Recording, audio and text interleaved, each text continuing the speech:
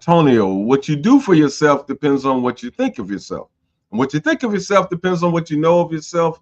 And what you know of yourself depends on what you've been told of yourself. What you've been told of yourself. That's a question. We a little hot today. We had, the temperatures was good yesterday, and I think it's going to be a little warmer today. But hey, we'll take it. A little humid outside. We'll take it. I'm going to try to enjoy this summer as much as I can. This will be my first summer, technically, from the city, retired. So I'm going to try to get it in and get a little relaxation in and think about and plot my course going forward from this particular point. I'd like to thank those who came out to the Mediterranean Party Center last Sunday for the Taste of Africa Festival. I made a couple of announcements there as well. For those who may not know, I will start slacking off and doing any programs here in Cleveland and start moving forward to my next chapter of adventure and making some moves outside of the country and doing some things for you guys outside of the country as well. So, but again, I like to thank you guys who made it to come on out and party with us a little bit. Celebration of Juneteenth and for the end of the month and eating some African cuisine. So I appreciate the support that you guys been giving me for the last 10, 12 years. I really appreciate it. And I hope you got something out of it. And I hope you always get something out the radio show. We've been doing this close to 20 years now. And, put a lot of effort in and made a lot of sacrifices to make sure, we try to bring you some good quality information that you can use, because there's a lot of stuff on TV, a lot of stuff that can deter you. And I believe, which we're going to talk about a little later on, they're purposely putting a lot of false information out there so you wouldn't know what to think, and then I think that's a part of the game plan so folks can move forward with their agenda. So we're going to talk a little bit about that today. We have a great conversation today amongst ourselves. I think you can still get to the chat, or you can go on screen and if you had any comments. In the remote studio, we got our main man, Brother Vince. What's going on with you, Vince? Got a lot of stuff going on, Brother Lynn. This evening at Larchmere Arts, we have a featured poet that's going to join myself and Elijah Gilmore for a session called Percussion and Poetry. Her name is Irie Vish. She's a very vivacious young lady, and she's got some brilliant poetry to share with you tonight. So we hope you join us tonight. It's 12726 Larchmere Boulevard. We're right there in the heart of the Larchmere Cultural Arts District. Also want to let you know we're going to talk about the Larchmere Cultural Arts Festival, which will take place on next weekend. So Friday through Sunday, we're going to have a number of events, all capped off by a performance by Hugh People Vocal Ensemble. So it's going to be a special time on Larchmere with Larchmere Arts, Unbar, Adune Spice Company, Literary Cleveland, and Kings and Queens of Culture. We're going to have an African drum class over there at Kings and Queens of Culture on next Saturday at noon. So if you're not doing anything, you might want to stop by. You'll be able to get a festival pass at the venue, so you can get that, or you can also go online to Eventbrite. I'm going to include a link in the description of this video. You can click on the link and get your tickets for this great event. So that's what's going on this side of the world. And congratulations, bro. You worked a long time to get to a point where you could just relax and say, okay, that work is done. We're going to move on to the next chapter. So you in the next chapter, and you're doing this in a time when they say it's the best time in history to be alive. Some of us think it's the exact opposite. So, Really? I guess it's all a matter of what you do, the choices you make, and, how you choose to live your life. It really has to be what you choose to do with your life. I agree with because that's a question that I often ask myself, and I have asked some of the some of my jagnets, some of my mentors that this is an interesting time period. So, you kind of like wonder, oh man, why me? Why this time? And but it is a blessing to see and ushering in the change on a global change. This is the time frame that we're talking about right now. We living in the time we're seeing the beginning of global change. In your lifetime, because you got to think about this. We have some great men. I mean, some great men who came before us, and a lot of them have laid down their lives to keep the torch lit. To keep the torch lit. It's all about timing. It's all about timing. Because you got to ask, those guys, that's a question I asked Dick Gregory a long time ago. That's, seeing those things that you talked about come to fruition, you know, and the point I'm saying, never seeing those things come to fruition. So what was their purpose? You got to ask yourself, what was their purpose? Their purpose was to keep the torch lit until the proper time, to the proper timing. So that's why you got people like Abraham Traore, and the things that's going on in Africa, because timing is important.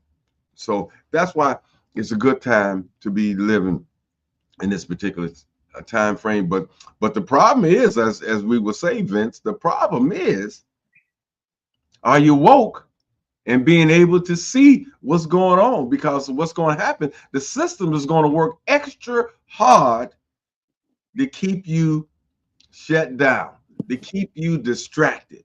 So he gonna bring more and more stuff. So all the technology and stuff, you paying attention to that, and all the new shows, the new programs, and everything else going on around you. But it's gonna keep you distracted from understanding that, hey, this and feeling this energy. Some people feeling this energy of this global change that you need to be a part of.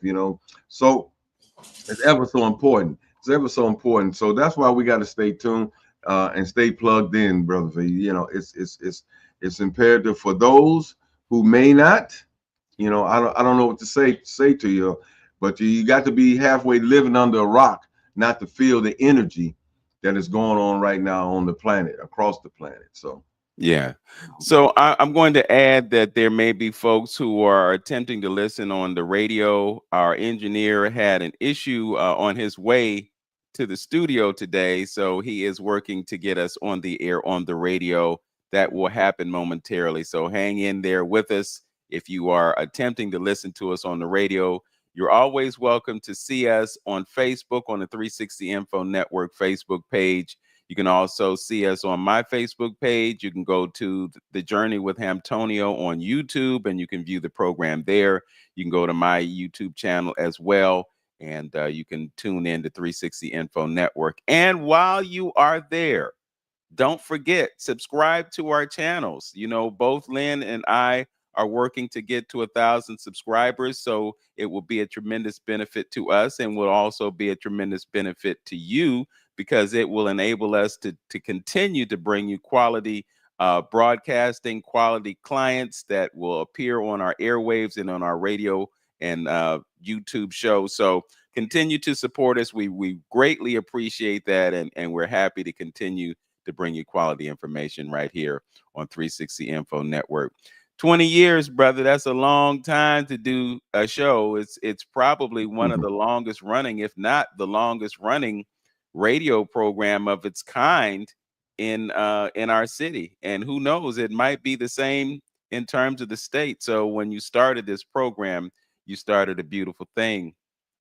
The Afrocentric Ball, let's talk about that for a few moments. I know you spent a lot of time and energy, putting it out there and letting folks know how important it was to be there. What are your thoughts about how things turned out for you? Well, I got pretty much what I expected, and it was a good, fair turnout, and that's good, and that's what I expected, because a lot of some of my community committee members that I had, they had some health issues, so it kind of like all fell on me this year, running around and getting it all done. So but the whole purpose, again, was to get us to introduce us, or as far as when we say our conscious mind and DNA, reintroduce ourselves to our culture, and who we are, and and give us that taste of Africa, which the ball is called.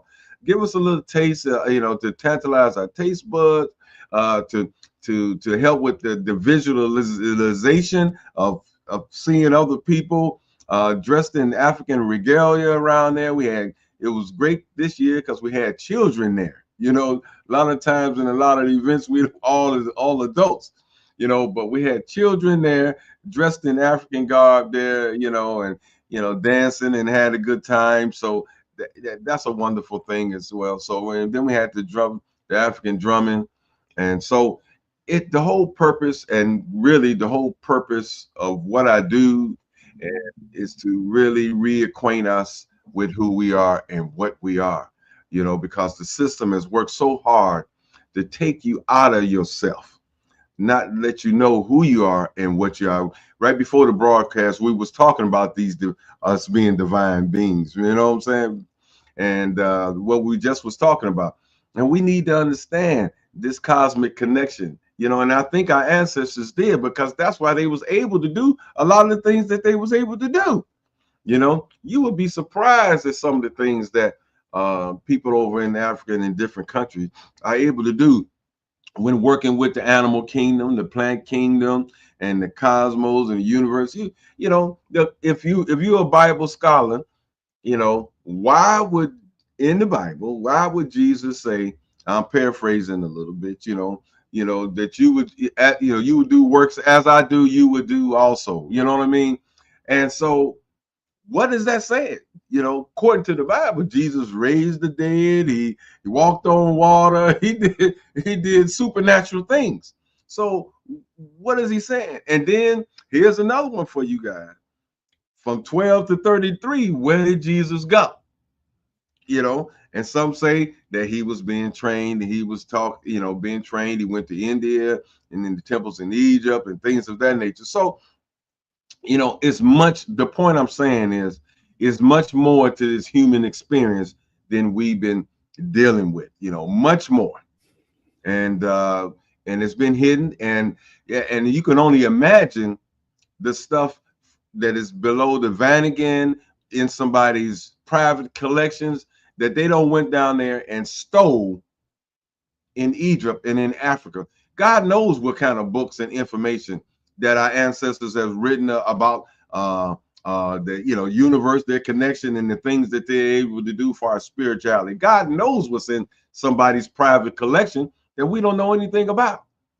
So that's what this whole culture event, the parade, to give us pride, self-esteem, and give us the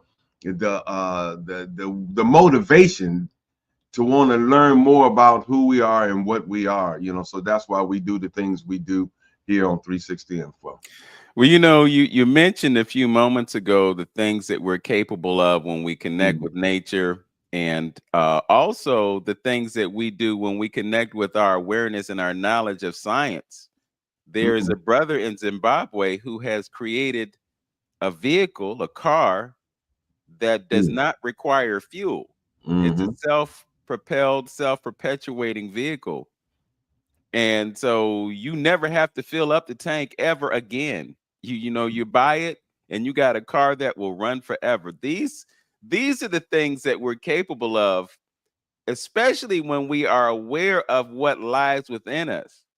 And so you have this constant battle to keep you away from that knowledge. That's one of the reasons that they're working tirelessly to erase history, because they want to erase our awareness of who we are.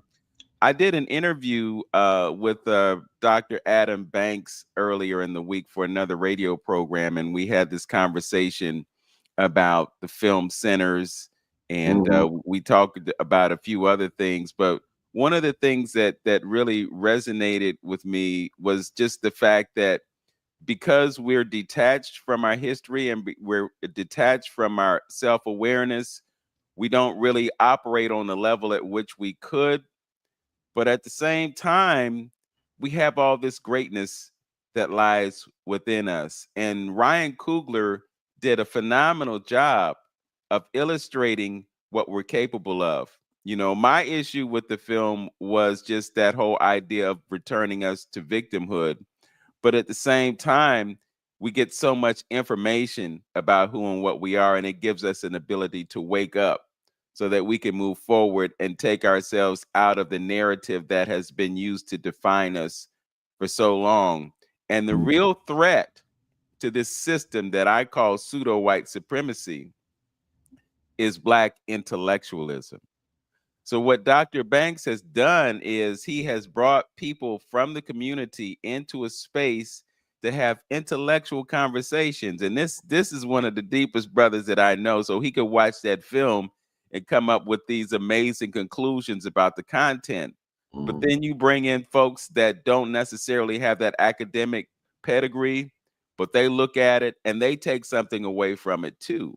And it's like, wow, he learns from them and they learn from him. So it's really, when we get to a place where we understand how critical it is that we think analytically, that we look at what's going on around us, that we detach ourselves from the things that feed us information on a continual basis and lock in to each other and our thoughts and so forth. This is when we see real liberation. You can remember back Gil Scott Heron saying the revolution will not be televised. And people didn't fully really understand that. But what he was saying was that the revolution is what takes place in your mind. That's why it's not on television.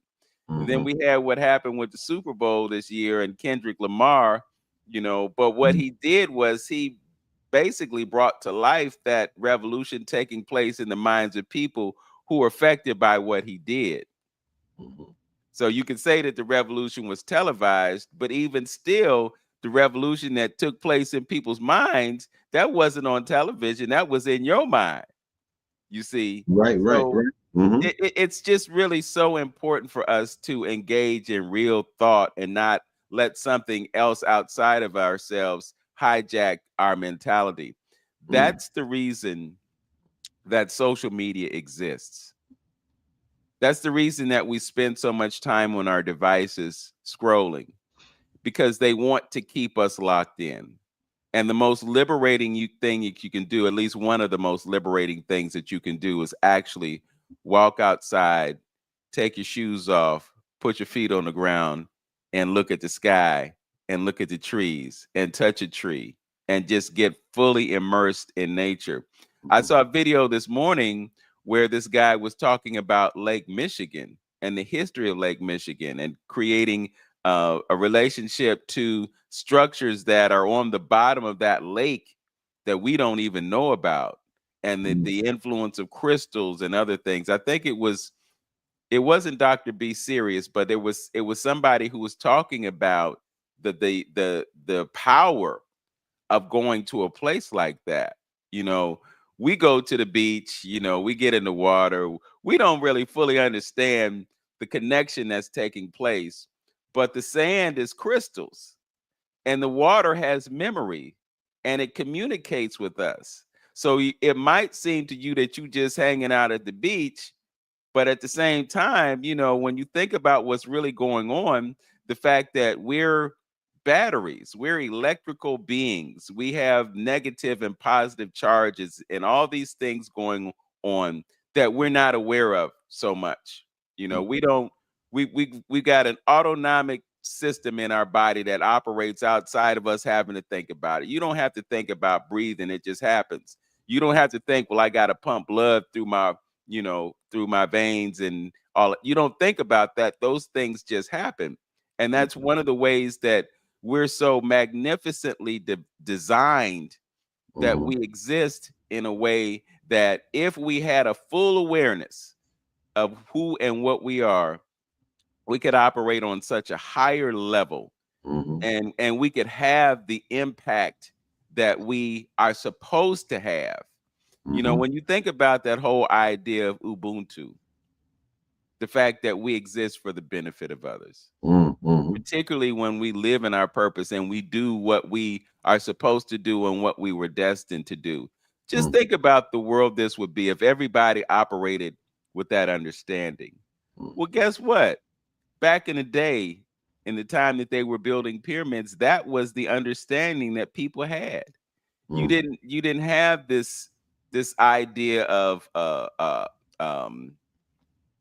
Anunnaki, or the dragon beings, or the grays, or all these things that we're learning about, that now that we're in the age of information. We didn't have that awareness. What we have now is a growing awareness of those entities and their impact on us. But along with that, we also have a growing understanding of what our role is and what we can do. That's why we're looking at this great awakening. One of the big things that I focus on now, Brother Lynn, is just this idea of Christ consciousness. Because when we think about the return of Christ, we think of one person, one entity coming to the planet and being represented as that one individual being. But the return of Christ is actually a return of consciousness. So when you see people who are vibrating on a certain level with a certain level of consciousness, that's what it is.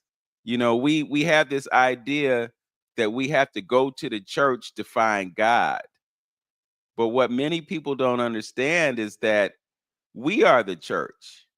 That proverbial 144,000, that's a number that represents us.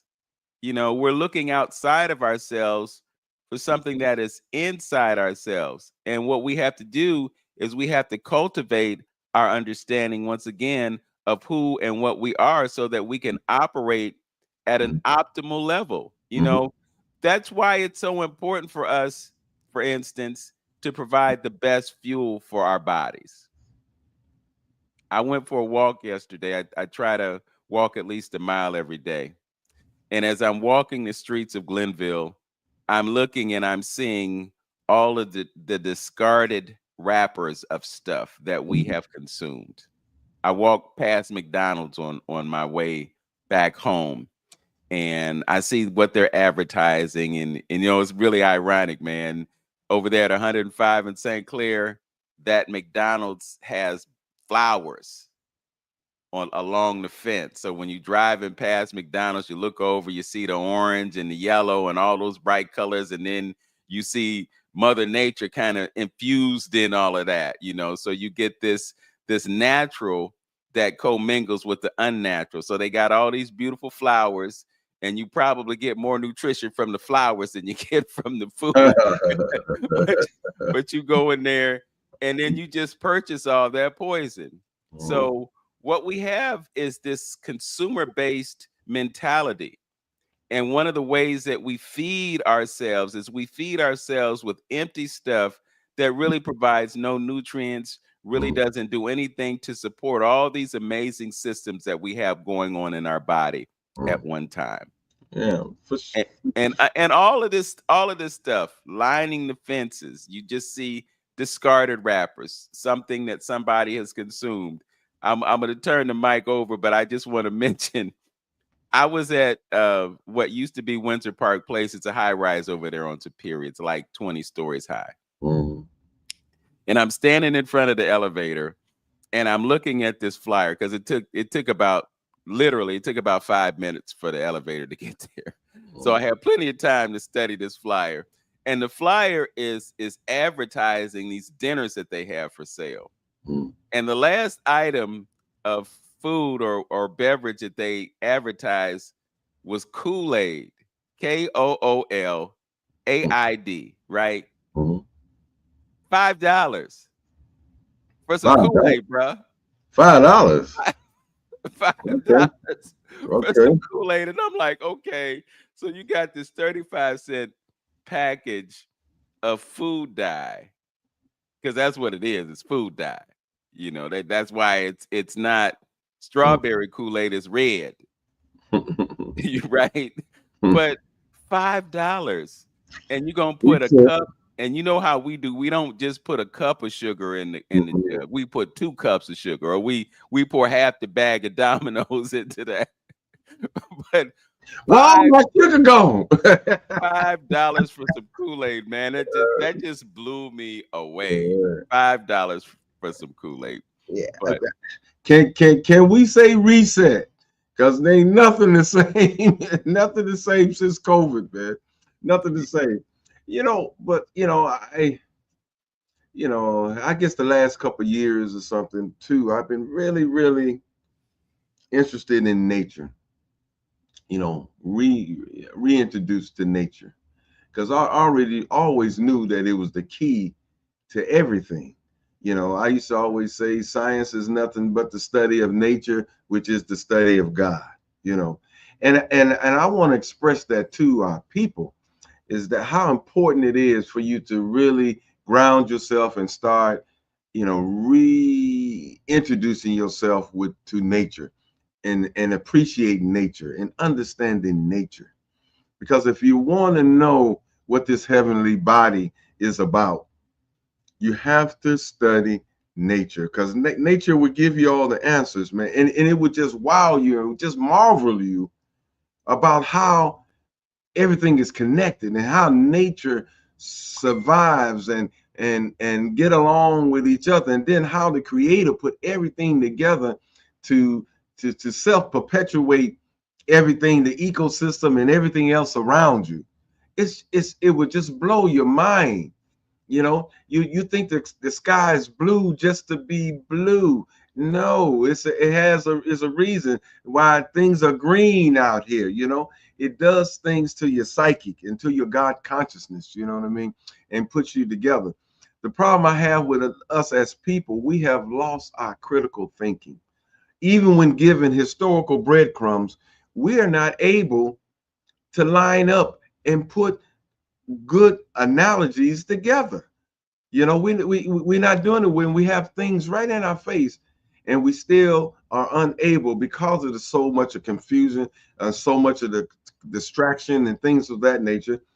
We can't put good critical thought together to come with a good analogy on something that can be good for us and moving forward. We have lost that. But yeah, again, by studying nature, understanding how God put this thing and how he interwove everything that we know together, then that brings consciousness, and that brings information and intelligence, because you start understanding that everything has a balance to it. Everything has a positive and negative energy to it, and it is connected. And then when people come to you with things that are out of rhythm like that, you can identify those things. You can say, no, I challenge that thought, because something is wrong. And I'm gonna give you a big one. And this is gonna hurt some people out there. It's a big one. When you talk about the Trinity, now when you go to our ancestors, they would give you the mother, father, and child as being the Trinity. Now biblically here they talk about the Father, Son, and the Holy Spirit. But Jesus talked about, I have to go, but I leave you the Comforter, which is female energy. You see, so when you see and when you understand nature built upon this type of foundation, of male, female energy, you can even see it cosmically how it played out. Heavenly Father rain down on Mother Earth. You see, male, female, and bring forth a child. Which is life. Heavenly Father, cosmic, rained on Mother Earth and brought life. See, that Trinity is still there. You see it in front of your face. So when knowing history, that's why history is so important. When knowing history and knowing how our European brothers, our European offset, on how they looked at things, and when they lost their melanin, and how they look at things and view life, view world, and things of that nature, we have to question that, because they're looking at life totally different. They looking at nature totally different. So therefore, how can these new kids on the block tell you what's going on? So that means you have to research it. You got to look deep into it and things of that nature. So our ancestors, they dealt with mother, father, and child. That trinity. You can see those, statues where you see the male, the female, and some would say baby Jesus on Osiris. I mean, Isis's lap and things of that nature. So it brings forth information. So study nature, man. I think that's the key to bringing you around to your God consciousness. Yeah. I want to shift gears a little bit, Brother Lynn, and talk about the Larchmere Cultural Arts Festival. It's an event that's going to take place next weekend over 3 days on Larchmere, and just let the folks know what they're in store for. It started with a conversation with myself, Dr. Mary Weems, Bonnie Venable, and Rodney Carpenter. And the original intention was to have a single event. We would do some spoken word. Uh, Dr. Weems has a quilt that she has created. Many may or may not know that at one point she lost her daughter. Tragically, her daughter took her own life. And so one of the things that she did as a part of her grieving process is she started knitting. So she's knitted this amazing quilt. She's been knitting other things, but this is one of the things that she decided that she wanted to donate to Larchmere Arts. So it will be raffled off, and it's going to be raffled during the Hugh People Vocal Ensemble performance. So you're in store for that. So anyway, that was the original thought, and then I started thinking of some of the other things that we could do.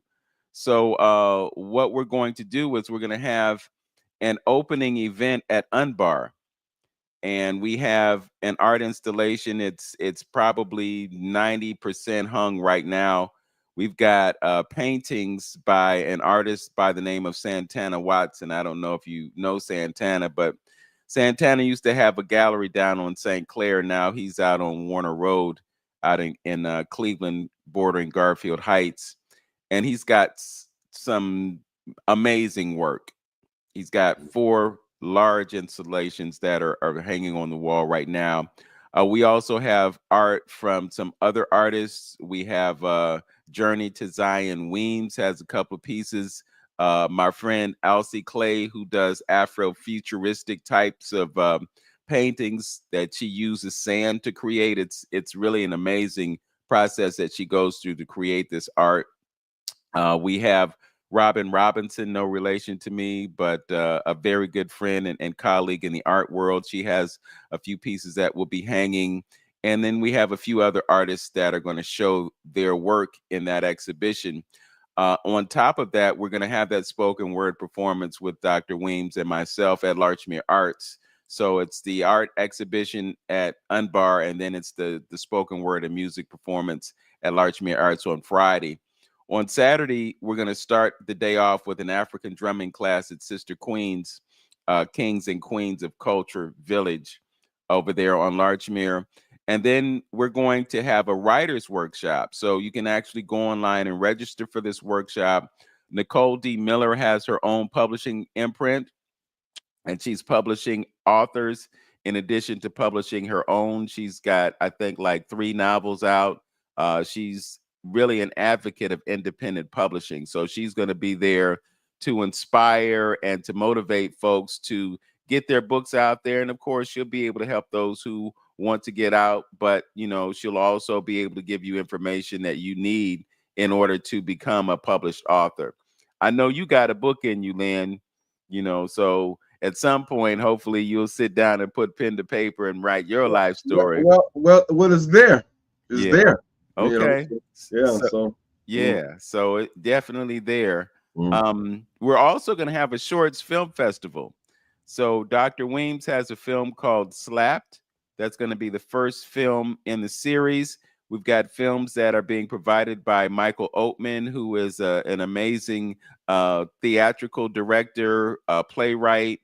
I'm sure he's at some point he's done some acting as well. But Michael has a couple of films. We have a film that's being offered by Peter Lawson Jones called Purgatory. It's actually a horror film. Thankfully, it's a short film because I don't have much of an appetite for horror. But he's starring in this film. We have a couple of films from Jefferson Jones. Jefferson does a lot of great work with youth, and so there's one film that is it's called Foul Women, and it's about women and chickens in the city. So it's a short film, really interesting. And then he's got another film in the festival. It's about the Sideaway Bridge. Many may or may not know about the history of that bridge, but there is that film. And then my film Erasure is also going to be a part of the film festival. And then we have a young man named Wayne Smith.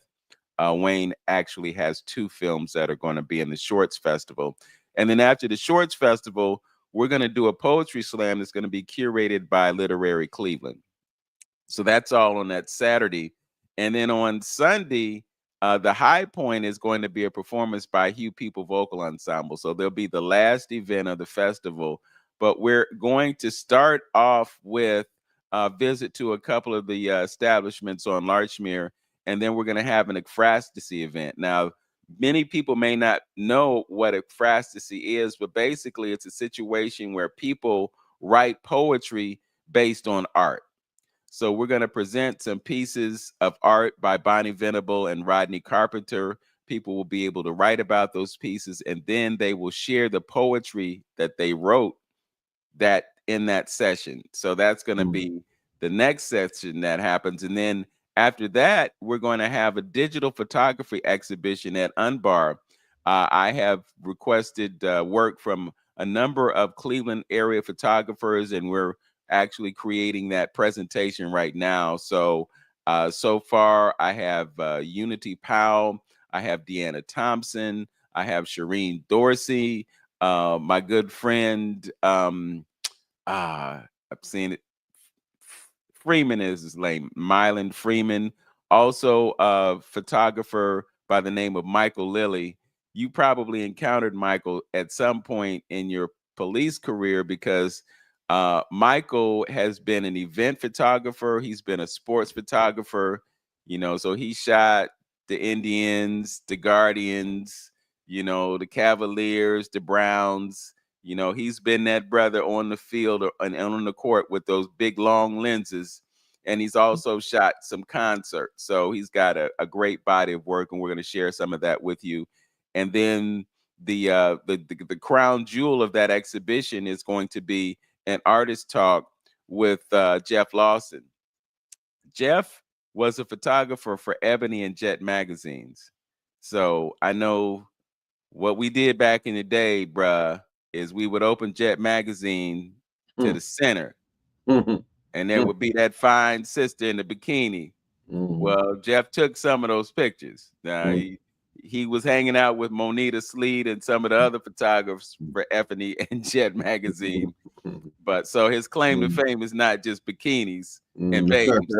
He took some of those historical photographs as well. But he worked for Ebony and Jet magazine, and he also worked on the Donahue Show. So he's got some interesting stories to tell. I've had him as a guest on my television show out of Macedonia, and I'm really happy to involve him in this project. And then Randy Norfus, who has been shooting concerts and portraits for a long time, he's also going to be featured in an exhibition. So that's on Sunday.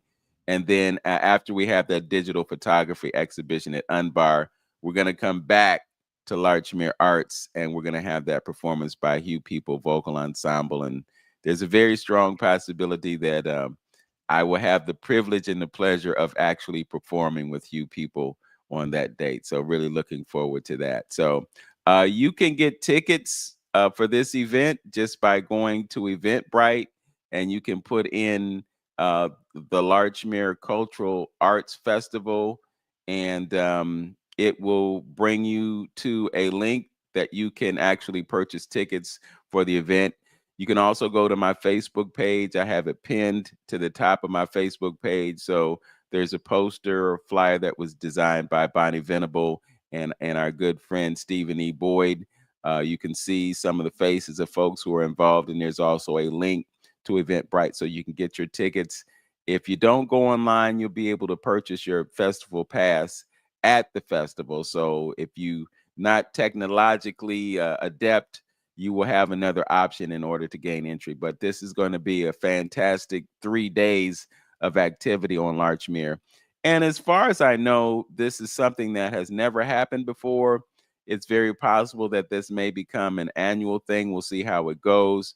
You know, I partnered with a few folks over there on Larchmere, but the real vision for this is to involve some other establishments, you know, maybe move the Shorts Film Festival to the Atlas Theaters over there on Shaker Square, and have some other venues where we can get more people into those establishments. Because, you know, I can get about 60 folks at Larchmere Arts seated at one time. You know, 70 is really pushing it. So if 1,000 people showed up, I don't know what I would do, bro. You know, but yeah, it was just something that's necessary, and I think the intention of it is to shine the light on us in a time when there's so much pushback on us embracing our cultural identity. The name of the visual art exhibition that's going to open this is Shades of a Human Existence, a celebration of cultural identity. And all of the pictures, all of the paintings are paintings that depict Black people. Yeah, and you know, all that is needed. You know, every modality, every organization that we have at this particular point, because I don't know if people really get the gist on how serious it is right now, you know, on what we're going through, and this awakening, you know, we have to take advantage of, you know. And I think, you know, if you remember, I remember, you know, I've been dealing with Wayne Chandler for a while, and I remember some of the lectures that he talked about this consciousness coming over the planet. And he always stressed that we got to be ready to accept this information, or actually on the physical level, be ready to accept all this new energy that's going to be coming on the planet. And so that means preparation and getting yourself together. So he always spoke about that, and he talked about basically, you know, folks falling by the wayside if you're not ready, you know. And that's why we always stress, we may not know how necessarily to prepare ourselves on the physical or on the spiritual level at that particular point, because maybe when you get this energy, it may just already activate the DNA that's already in you. But if you pollute it on the physical level with all this stuff, that's why we talk about health all the time. You got to be ready physically to accept the information. Your temple got to be to a level or to a point to where you're able to accept it on the physical level. So that's why it's important, as far as your diet and things is concerned, to be ready for this energy. And I think that's what's upon us, you know. And it's ever so important, you know, that we you know, really embrace what's going on globally. You know, what's going on globally. Though I you know, there's a lot of articles that I look at and read that talk about things going on in the cosmos. You know, we got to pay attention to what's going on in the cosmos. You know, the different configurations and things going on. Now they just spotted something in our solar system that they looking at and figuring out what the heck it is. You know what I mean? So I'm paying attention to those things as well. Things going on, definitely some great things is going on in Africa. Look at all the conflicts that's going on. You know, we can almost shift gears to that. That's off the chain. You know, that's off the chain of what's going on in the whole Russian things, the Iranian thing, the Israel situation, what America's positioning at. Look at what's going on with the summit they just had with the EU and Canada. They just moved right around America. Like I said, he's isolating America. America gonna be a working third world country, you know, sooner or later, you know, and that's what's going on. All those things calls for some type of preparation some type of focus on what's going on and what you're going to do. You got to sit up here and play chess. I mean, yeah, you got to play chess. Got to be okay. If they do this move, what we going to do, or what I'm going to do if they do this, then what I'm going to do over here. You know what I mean? You got to be thinking chess at this particular point, because they may know what they're doing. Is what's going on over there with Israel? Do they want that land to deal with the Bagorian canal? What's going on? Are they just trying to decimate the whole Middle East so they can control that, or what's going on? See, and I'm gonna say this and turn over to Mike about how we just deafen to some of the stuff that's being said right in front of our face, and we don't recognize what's going on. I asked y'all before to say, look up the countries in NATO. All the countries in NATO, they are all European, for the most part, European white countries. So when they talk about, well, get NATO and NATO, they're lining up all the European. You notice none of them is southern equator countries. What did I tell you? They're saying it in front of your face. This is for white people. We lining up for the survival of us, not y'all. You understand? It's right in your face. And then I'll start the other day. I was just looking at World War I, World War II, and throw the Berlin Conference into play. And that's all what it was. It was a struggle on who was going to take over the world. That's all. Black people, dark-skinned people was not even included in that. We wasn't included. They weren't talking about you. It was that warring thirst for war and killing that they had amongst themselves, and trying to figure out who was going to take it. Stalin, Hitler, all these.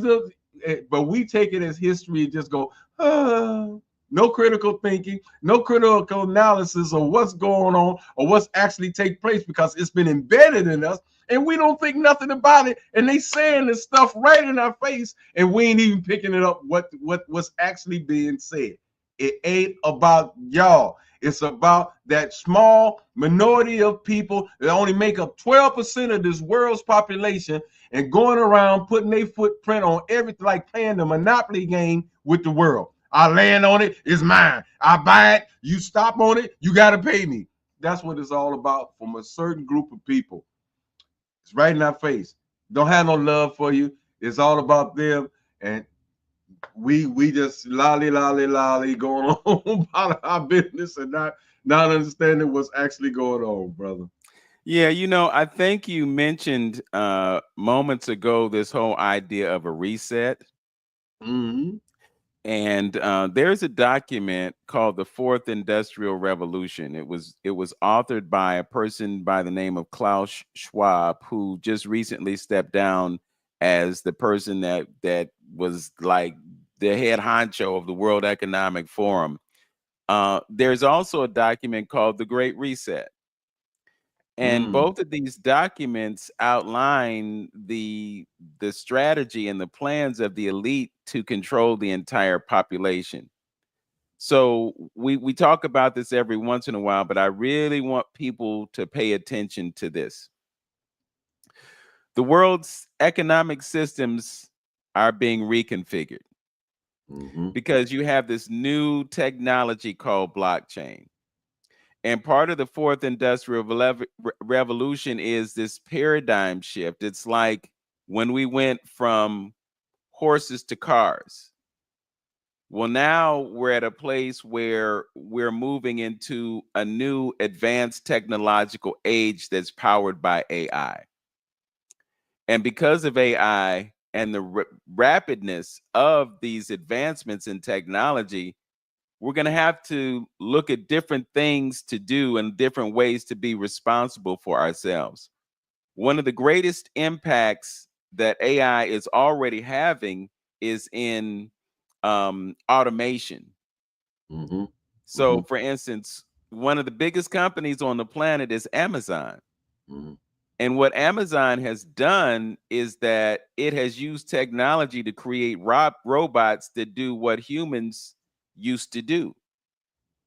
So, America was basically founded on labor. You know, it was the advantage that this country had because they had our free labor, and we were harvesting the raw materials that were sent up north to the factories where white folks worked those jobs to create the products that enabled America to become this prime exporter of goods. So it has always been about labor. But now that we have all this mechanization, this labor is not as important as it used to be. And the bottom line is the bottom line for the companies, because they want to do things as cheaply as they could. That's why at one point labor went to other countries, because those people were willing to work for much less than American workers did. And then on top of that, you had unions that were saying, well, you know, we got to have $25 an hour, you know, whereas that work being done in Indonesia or being done in Brazil or some other country, they would get that same product output for 25 cents a day. So it was always about money. So these companies are always looking for ways to save money. And the biggest cost to those companies is the cost of their personnel. So if they can reduce the number that they have to pay out to people to do stuff, that's what they're going to do. Because again, the bottom line is the bottom line. I'm saying that all that to say that we're moving into this new space where machines are going to replace people, and there aren't going to be enough jobs to go around. For So sure. then that's why they want to reduce the population. Yeah, oh, you know, that's where I was going with. What you That's, gonna do you with all know, of that's these? right. Yeah, You know, yeah. they want to reduce the population because they don't want to be responsible for all these extra people. Yeah. And when they look around, they don't want to be looking at people that look like us. Well, So see, when go ahead. I'm sorry. when you think about it, why do you think that the folks who are suffering from the highest degree of high blood pressure and diabetes and heart disease and all those other things that kill people, why do you think that we're the ones? Why is that? That's something. It's just a coincidence. No. Yeah, right.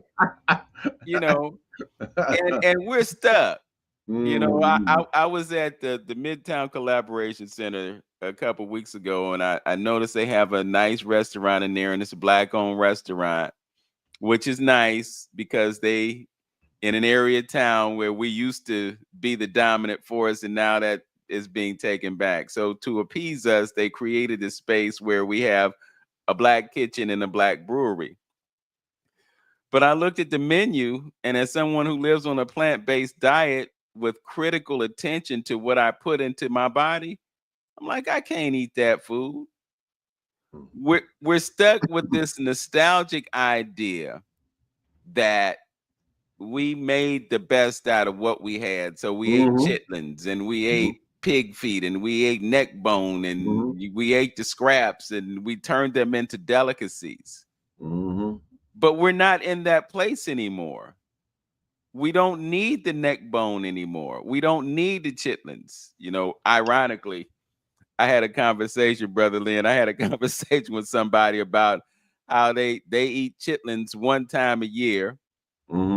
And somehow, because of the nature of the chitlin, it doesn't impact them, even though they live primarily on a plant-based diet, that they can eat chitlins once a year. Once a while, yeah. And it's okay. And I'm thinking to myself, under no circumstances, there's no valid, justifiable reason. Hold on, Vince. Now, you know, you just come through a 4th of July weekend with all these ribs and all these men, you know, boy, you know, all these ribless pigs is walking around right now. Lost their ribs, man. I don't get it. I've never gotten it. You know, I came up eating ribs and everything, and I was always confused about why people like ribs so much, because there really ain't that much meat on the bone. There isn't. Just like there ain't a whole bunch of meat on the neck bone, ain't a whole bunch of meat on the pig feet, it's just not there. But you slather those ribs with tomato sauce, sugar, and spices and everything, and then you're salivating when you think about having some ribs. I don't get it. Yeah. You know, one thing I wanted to touch on that I've been seeing lately, and you know, I've been talking about this for, oh man, when we was in nutritional classes. I mean, way back when John Butler was around, when I was working with John, and I see it's coming out. I was in a seminar, it came out. I seen some other social media stuff that they starting to bring it out, and people are starting to pay attention. And that's our physicality as it referenced our allopathic medical system. And I used to say all the time that the calibration and the instrumentation and things of that nature that we have in hospitals are based on the physiology of a white male and white female. You know, I've been talking a long time, you know, trying to get folks to understand that your physiology. I was saying that with you when you talked about the blood pressure and things of that nature. That can cause us to go all out of whack. I mean, why those particular things are coming at you in this way. And that's why it's important to understand melanin, you see, and understanding nature. Because when you understand you're going to get out of Yeah, that. we got 45 seconds to the top of the hour. So hold that thought. And we'll just remind the listeners that you're listening to 360 Info Network right here on AM 1490 WERE. I'm Vince Robinson along with Hamtonio. We're going to be hanging out here on the air at WERE for just 25 more seconds. So we want to remind you that our engineer Tone Harley does what he does. And thanks to him, we are on the air. We thank you, Tone Harley, for what you do in bringing 360 to the masses. And we thank you, as always, for listening. Know yourself, love yourself, be yourself. Make today your absolute best day, y'all. Peace. Peace. All right, so we are now exclusively on YouTube and Facebook. And again, if you didn't know, there are several places that you can find us. You can go to the 360 Info Network page on Facebook. You can also go to The Journey with Hamtonio on YouTube. You can go to my channel on YouTube, and you can also go to my Facebook page on YouTube, and you can find this program Saturdays at 11:05 a.m. When you get to our channels, don't forget, like, comment, subscribe, share these broadcasts. You know, we have brought so many important figures to the airwaves in the past 20 years.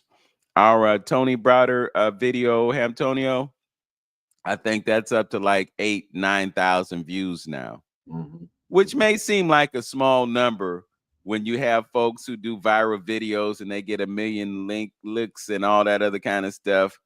But it's just somebody that's passing by, glancing at it, saying, oh, wow, and moving on to the next one.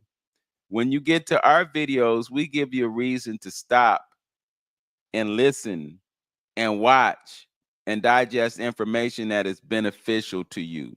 So we may not get 1 million views on a video, but if you do take the time and spend the time, you will walk away with something that can enhance the quality of your life. And that's the whole idea, you know, creating cultural awareness, creating a greater connection to your identity, a greater connection to your divinity, and a greater connection to your ability to influence the world in a positive way. That's what this is all about. So again, you can help us out tremendously just by going to our respective YouTube channels, clicking that like button, clicking the subscribe button so you'll get notifications when we post content. We're putting up a show every week, folks. Every week, we're putting up something that has value to you, and it doesn't cost you anything. All you got to do is hit the subscribe button. So we paused in the middle of a thought, Brother Hamtonio, if you could return. Yeah, I was saying, and that's why it's so important to understand nature. Because when you understand nature, man, that kills a lot of the false narratives that are going out, you know, that's going around and floating around, and it could cause you to stumble down a path of incorrectness. You know what I mean? So when you're dealing with nature, and when you understand this whole thing, nature and melanin, you understand that black absorbs energy. White reflects energy. So with that foundation and with that base, think about it when you're dealing with these radio waves and frequencies that are around you every day. You absorbing that a little bit more than your European counterpart. So when you're dealing with a health issue like cancer or something like that, and they want to give you radiation, you need to have a conversation with your doctor on the amount of radiation that you may be receiving. I'm not going to speak on that per se, but the point is, I mean, on how I feel about radiation in the beginning.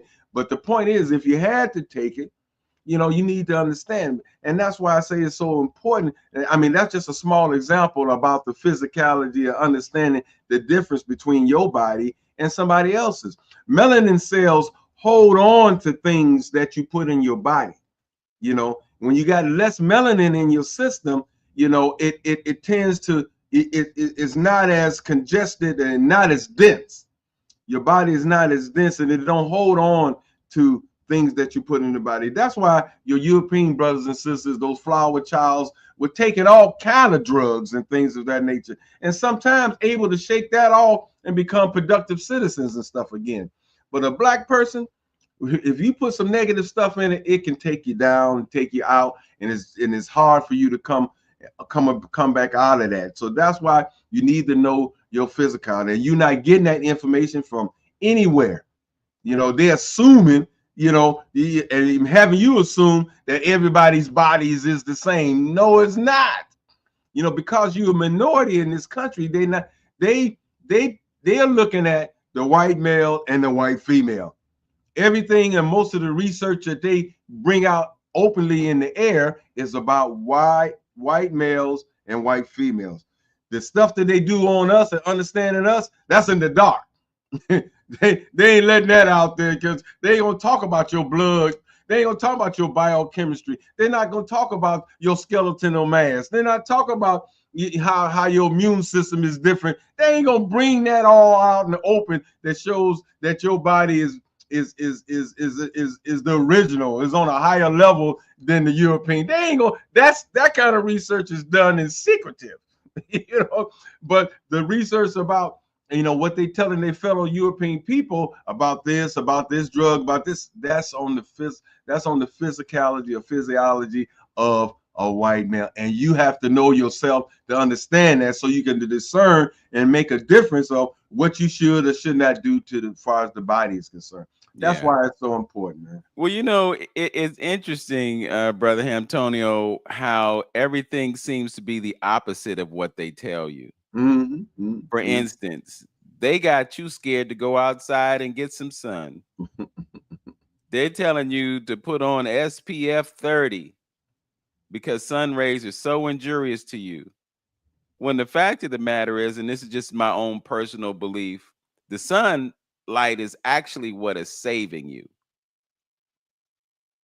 And then on top of that, they put titanium dioxide in that sunblock, and the titanium dioxide is an endocrine disruptor, and it's known to cause cancer. Now, they'll designate it as generally recognized as safe, but the fact of the matter is, they know that it does that, and they put that ingredient. So, I can't quantify this, but I'll just say my own personal estimate. When you walk into the store, 90 to 95% of that stuff that's in that store is not good for you. Because they've done something to somehow corrupt it, and it sometimes it doesn't matter where you go. You could go to Whole Foods thinking, oh, Whole Foods, this is the holy grail of healthy eating, right? You go to they have a salad bar where you can purchase pre-prepared foods. And you think, well, I'm at Whole Foods, so it couldn't possibly be any healthier for me. But then you look at the ingredients and some of the things that they put in that food, and you'll see like canola oil, which is a bioengineered food product. You see all kinds of bioengineered food products and what's supposed to be safe and healthy for you. So if you don't exercise discernment, if you don't exercise critical and analytical thought, you will buy something for you that's being sold to you as being healthy, but in actuality, it's not. You know, and then don't go to a store like Save-A-Lot. Oh my goodness. I mean, I hate to say this, I live right around the corner from it, but the new East Side Market, same thing, you know, and it probably has a lot more produce than some of the bodegas that are in the neighborhood. You go to the convenience store, you're not going to find very much fresh food. You might find an apple or a banana, right? But that apple has a coating of wax on it and it's got pesticides in it. So you see the apple, you see it shiny, you think it's healthy, and then you bite into something that's poison. The water, same thing. This is one of the biggest games. This is one of the biggest tricks that they've ever placed on us. They got us thinking that it's healthier to drink the water that comes to us in a plastic bottle than to drink the water that's coming through our tap. When the water that's in that plastic bottle is the same water that comes through the tap. And you'll pay exponentially more for that. Water is really one of the most profitable beverages on the planet because the cost is low, but the profit is high. And what we should be doing is we should be drinking structured water, because the structured water is water that is alive. The structured water has nutrients in it that purified, filtered tap water does not. When that purification process, or what they call the purification process, and they go through filtering things, they don't filter the fluoride out of that water. You go get that Brita water pitcher and you think, okay, well, I'm going to take this tap water, I'm going to take it to the next level. Well, Brita doesn't filter out the fluoride. And the fluoride causes decalcification of your pineal gland. And that is the seat of your intuition. So it's basically taking your power away from you. And then they're selling it to you by saying, well, it helps prevent cavities. That's disinformation. It's misinformation. But they get to sell a whole lot of fluoride to water treatment plants so that they can make money and at the same time decalcify your pineal gland. So there's a whole lot of intentionality about that. And again, I'm just coming back to all those products in that store that aren't good for you. You have processed foods, and then you have ultra processed foods. And with the processed foods, essentially what they're doing is they're stripping whatever that is of all of its nutrition. They take everything out. So you get the Wonder Bread, and it's got vitamin fortified, and you'd be like, oh, that's great. I eat this white bread. It's got all these B vitamins, riboflavin, niacin. Oh, that's got to be good. But it's a synthetic form of those things. So your body's not getting the benefit that it would get from the natural. And then on top of that, they use a product called glyphosate when they grow the wheat. So the wheat is bioengineered. It's got chemicals on it. It's got synthetic vitamins in it, but you get it and you think, oh, it's white, it's pure, it's good. You think you're doing your body a favor, and you're not. Look at milk. They got Venus and Serena with the milk mustache on it, talking about milk does the body good. And you look at their bodies and you be like, yeah, well, looks like it worked. But what that milk did was it actually caused decalcification, not calcification. It doesn't build strong bones, it breaks down bones. It's the exact opposite of what they tell you it does. You know, just like that whole idea, and you brought it up, radiation and chemotherapy. Well, what do those things do? They break down the very system that's supposed to keep you alive. You know, so they're giving you a false sense of security because they might be able to extend your life by a few months or maybe a couple years by what they're doing to you. But what essentially they're doing to you is they're taking your life. Yeah, they're taking life away from you. There are countless examples of people who have been told by the doctors, get your affairs in order. There's nothing else we can do for you. And then they go to a holistic practitioner, and the practitioner puts them on a regimen of herbs and fruits and vegetables. And then the body does what it's capable of doing, and that is healing itself. If you give the body the correct stimulus, if you do the right things, and these are things that we know that we've been doing all these years, if you give the body the right information, it will do what it needs to do to bring itself back. Countless examples. People have been told you'll never walk again. You'll never breathe right again. There's so many things the doctors say, up, nothing else we can do. And then you turn over to somebody who really knows what to do, Dr. Sebi, Brother Yaki Elohim, Dr. Bobby Price, Dr. Milton Mills, Dr. Montgomery.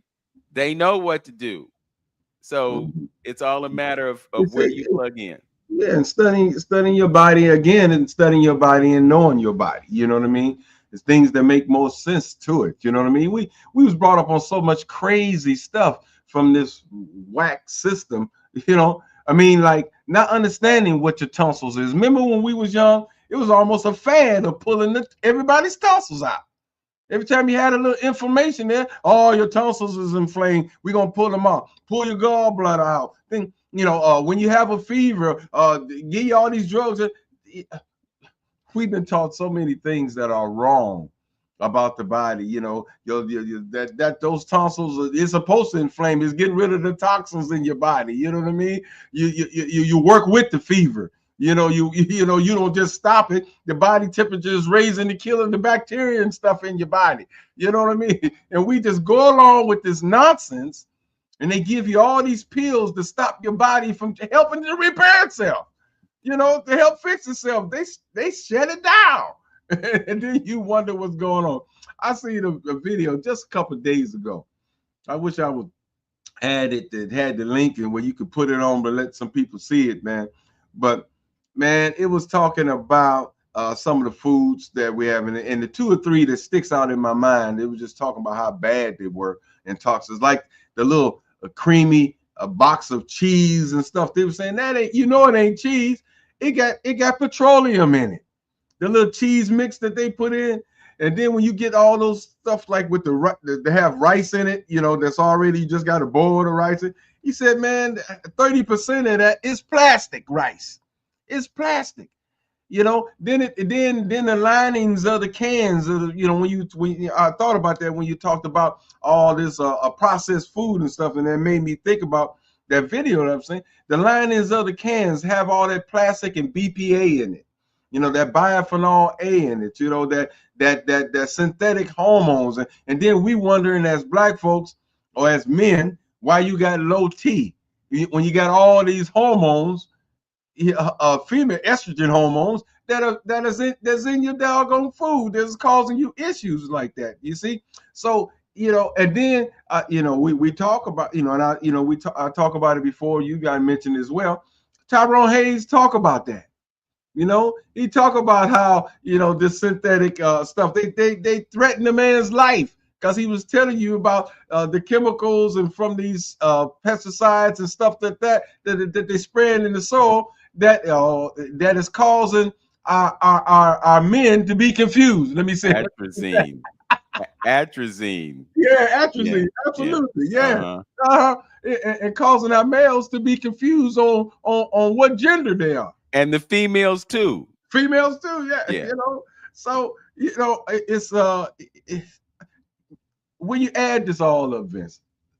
Let's look at this. We add this all up, stuff that you've been saying, the lies, the experimentation, the exploitation, the mental degradation and disruption, and the things psychologically that they've been putting out there to not help you and not feed you mentally. Because when we talk about nutrition, we always say you got to feed the mental, the spiritual, and the physical. So all the negative stuff.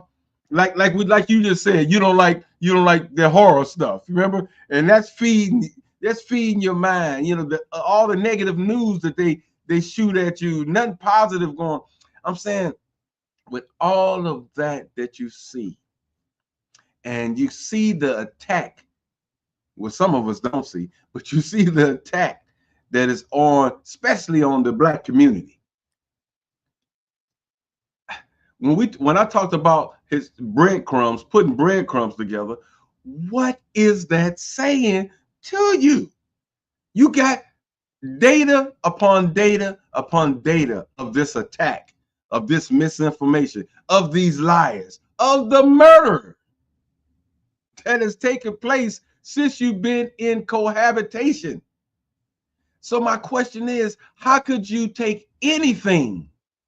How could you absorb and personally promote anything that this system has given you?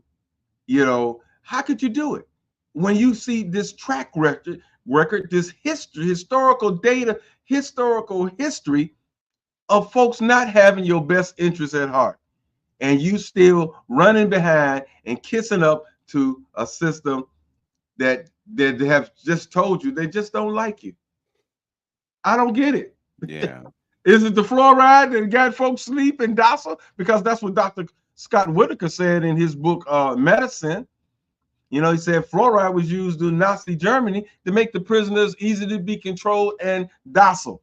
That's what he said in the book, and I've seen it somewhere else. I can't say it's a fact, but still, it makes you think, and it makes you wonder what's going on. We got so much short-term memory, and I'm gonna close on this one. We got so much short-term memory. You know, we can't even remember what Trump was doing last time to even consider him as president again. You don't forget what this fool was trying to do prior to Biden. You just forgot all about that. You know what I mean? Wanting to talk with the Proud Boys, and what he did the vaccine, want to shoot the people with rubber bullets, and they don't told him. And I got to say this, and I got to close on this one here. Not all black folks, but even the small percentage of black folks who was tripping on 45, 47. You had all kind of Republican people that's been around him, been off camera with him, talk with him, his generals, and they are Republicans telling you how he is, what he think about black folks, how he truly think about black folks, and what his mind. These people know him. His lawyer was Cohen, you know, his lawyer. These people know him. His family members. You ain't even seen him in the distance. You don't know Trump, and they telling you, and you still, oh well, maybe I think he like this, that, and other. These people been with him. They know him, and Republicans, and you ain't even seen them nowhere, and you still won't believe what's been told in front of you. That's the craziest thing in the world, man. Yeah. Well, I just think about the fact that we look at what one person is doing, and we think it's one person. And my premise is that it's an entire army of folk. Oh, absolutely. Orange Man did not write the big beautiful bill. You don't even know what's in it, Holly. I would venture to say that he probably hasn't read a page of it. Yeah. Somebody wrote that. They built everything in it that they wanted to build into it. And then they gave us the illusion that there were people against it, because we have this two-party system, and then we have this consistent and constant opposition. But what we fail to realize is that it's all the same team.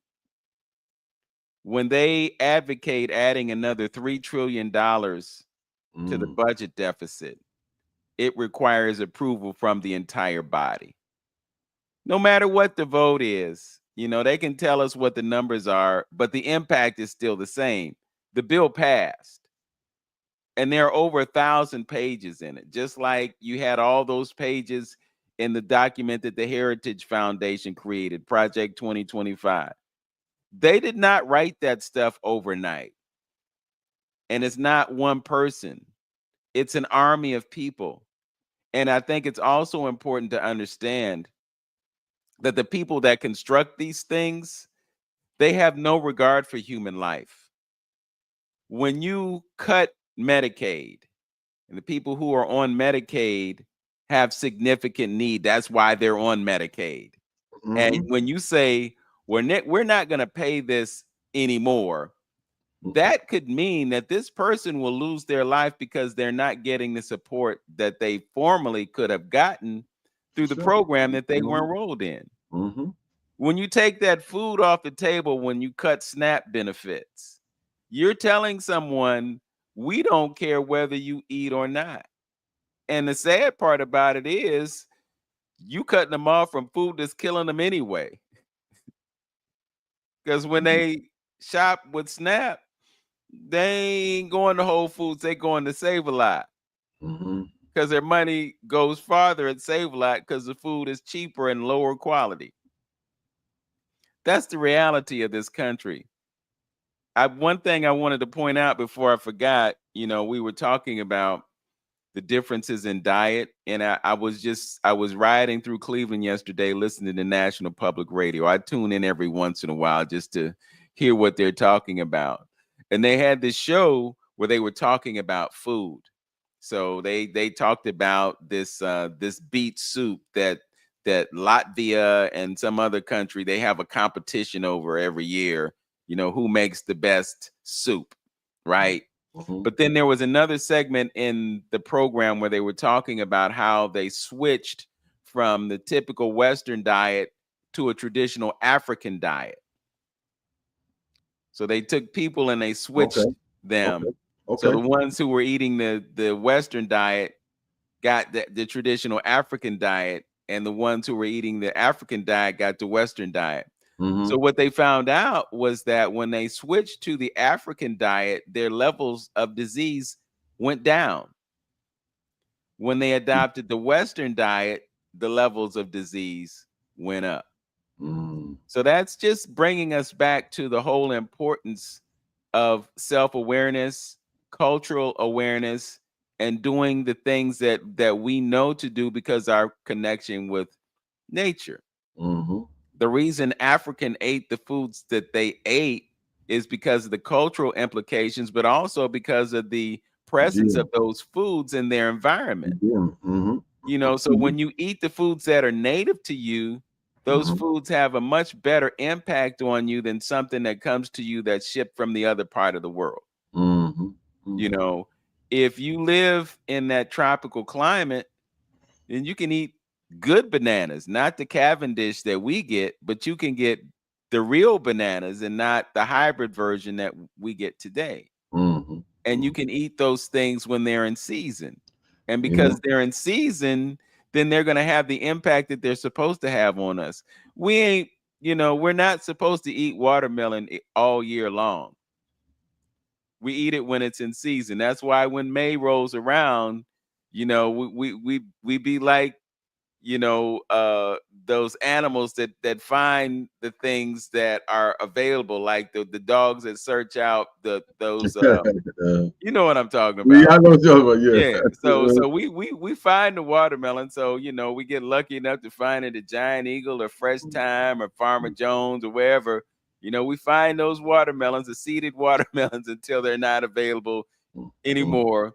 And then we look forward to when May rolls around again and we can get our hands on some watermelon. And then we get the benefit of that fruit, which provides a hydration.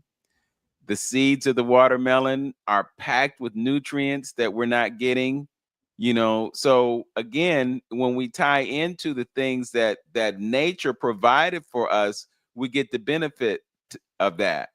But what do? We go to the bodega, we buy some Doritos. The Doritos are made with bioengineered corn. There's monosodium glutamate in it. There's other flavor enhancers in it. There are things that literally go along with the TV commercial because they show you images of somebody's mind being blown. They give you that imagery. So when you grab that bag, it's got the colors on it that excite you. The food product itself has color in it that excites you. And This is a real experience when you go through that. But substitute that for what happens when you know that watermelon, the lines are close, so that means it's sweet. If you look at the belly of the watermelon, it's yellow. It's got brown veins in it. That means that this fruit is ripe.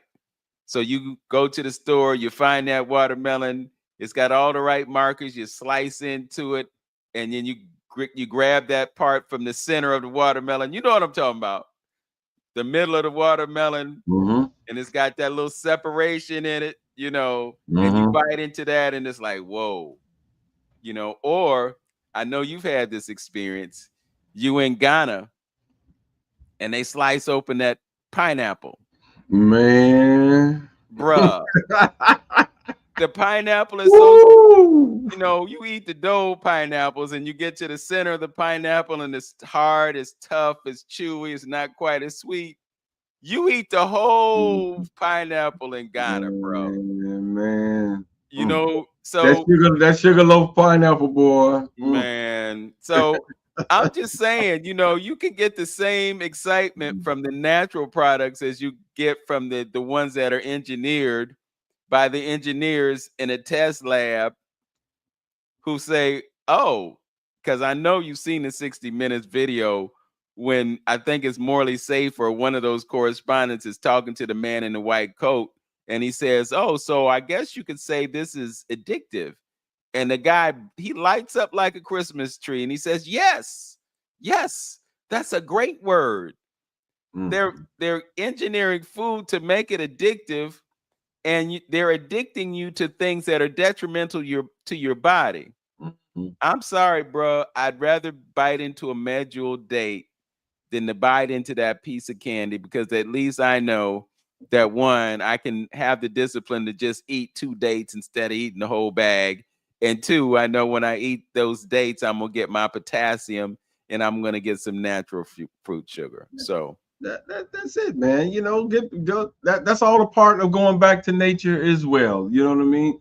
It providing for you and trying to get as natural as you can. You know, and it's difficult. It is so difficult. This system has worked so hard to take you away from anything and everything that is natural, to enhance and to ignite and to energize those centers in your body so they can work properly, where to take you to this divine level that you will want to be at, you know. And it's a shame we'll go through this whole process, live and die, and never reach that level, you know, because you have people who purposely, and it's that whole thing called control.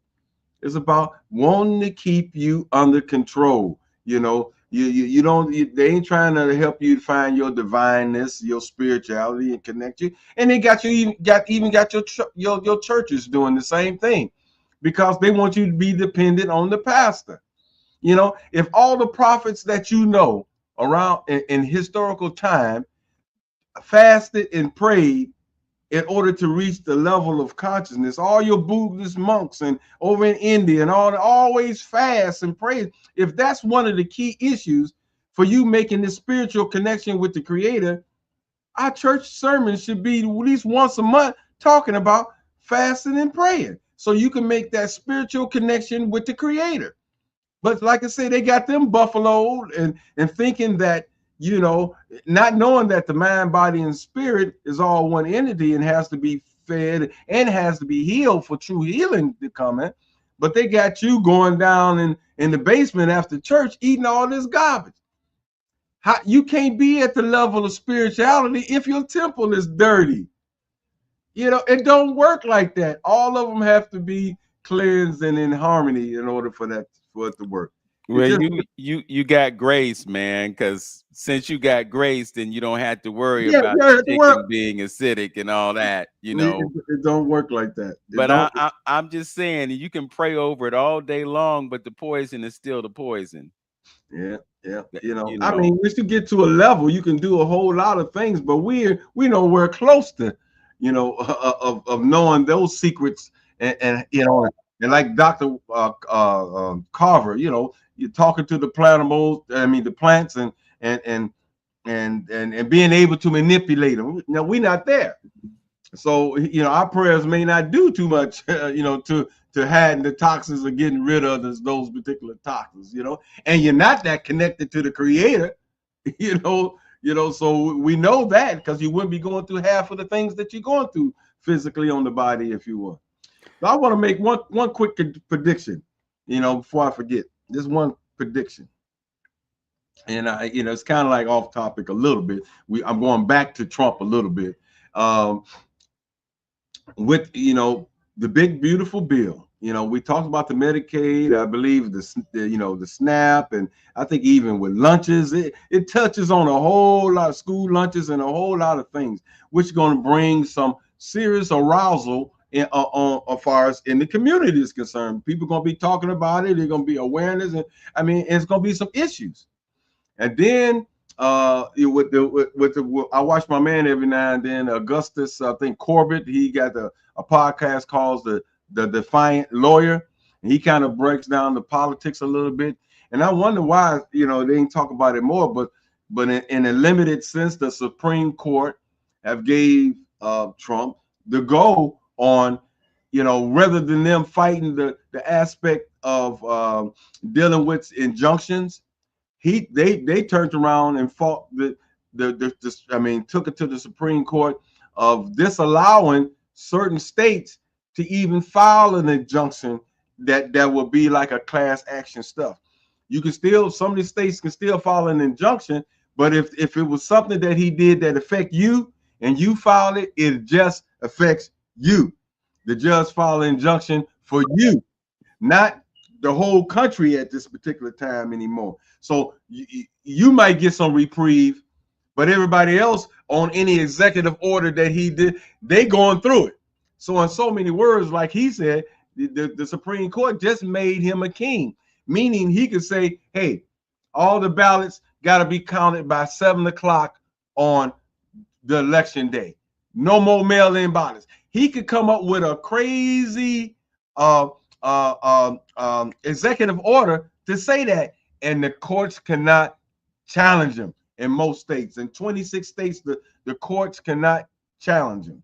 So he can come with any kind of crazy thing that he wants, and it's done. So what my prediction is that this is going to cause so much chaos in the coming months.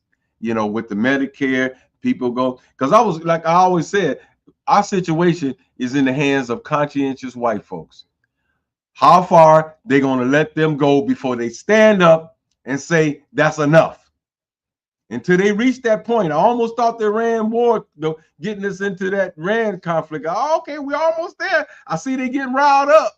But I think the Medicare situation, and along with him coming with some crazy executive orders, that's going to cause that confusion. And I'm saying we're going to have, I was calling the difference. I was saying it was a little difference. We're going to have that separation of states, where it's in South and North. We're going to have to carry papers and moving in different states and things if he gave them state rights and stuff like that.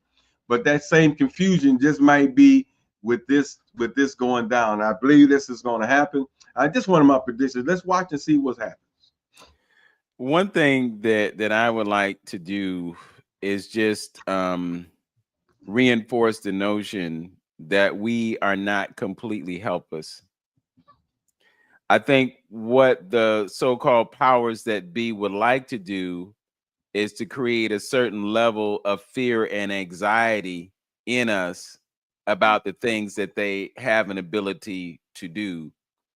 But I want to just highlight the idea that there are forces that we are not aware of that operate on our behalf as well. Yeah, that's true. That's true.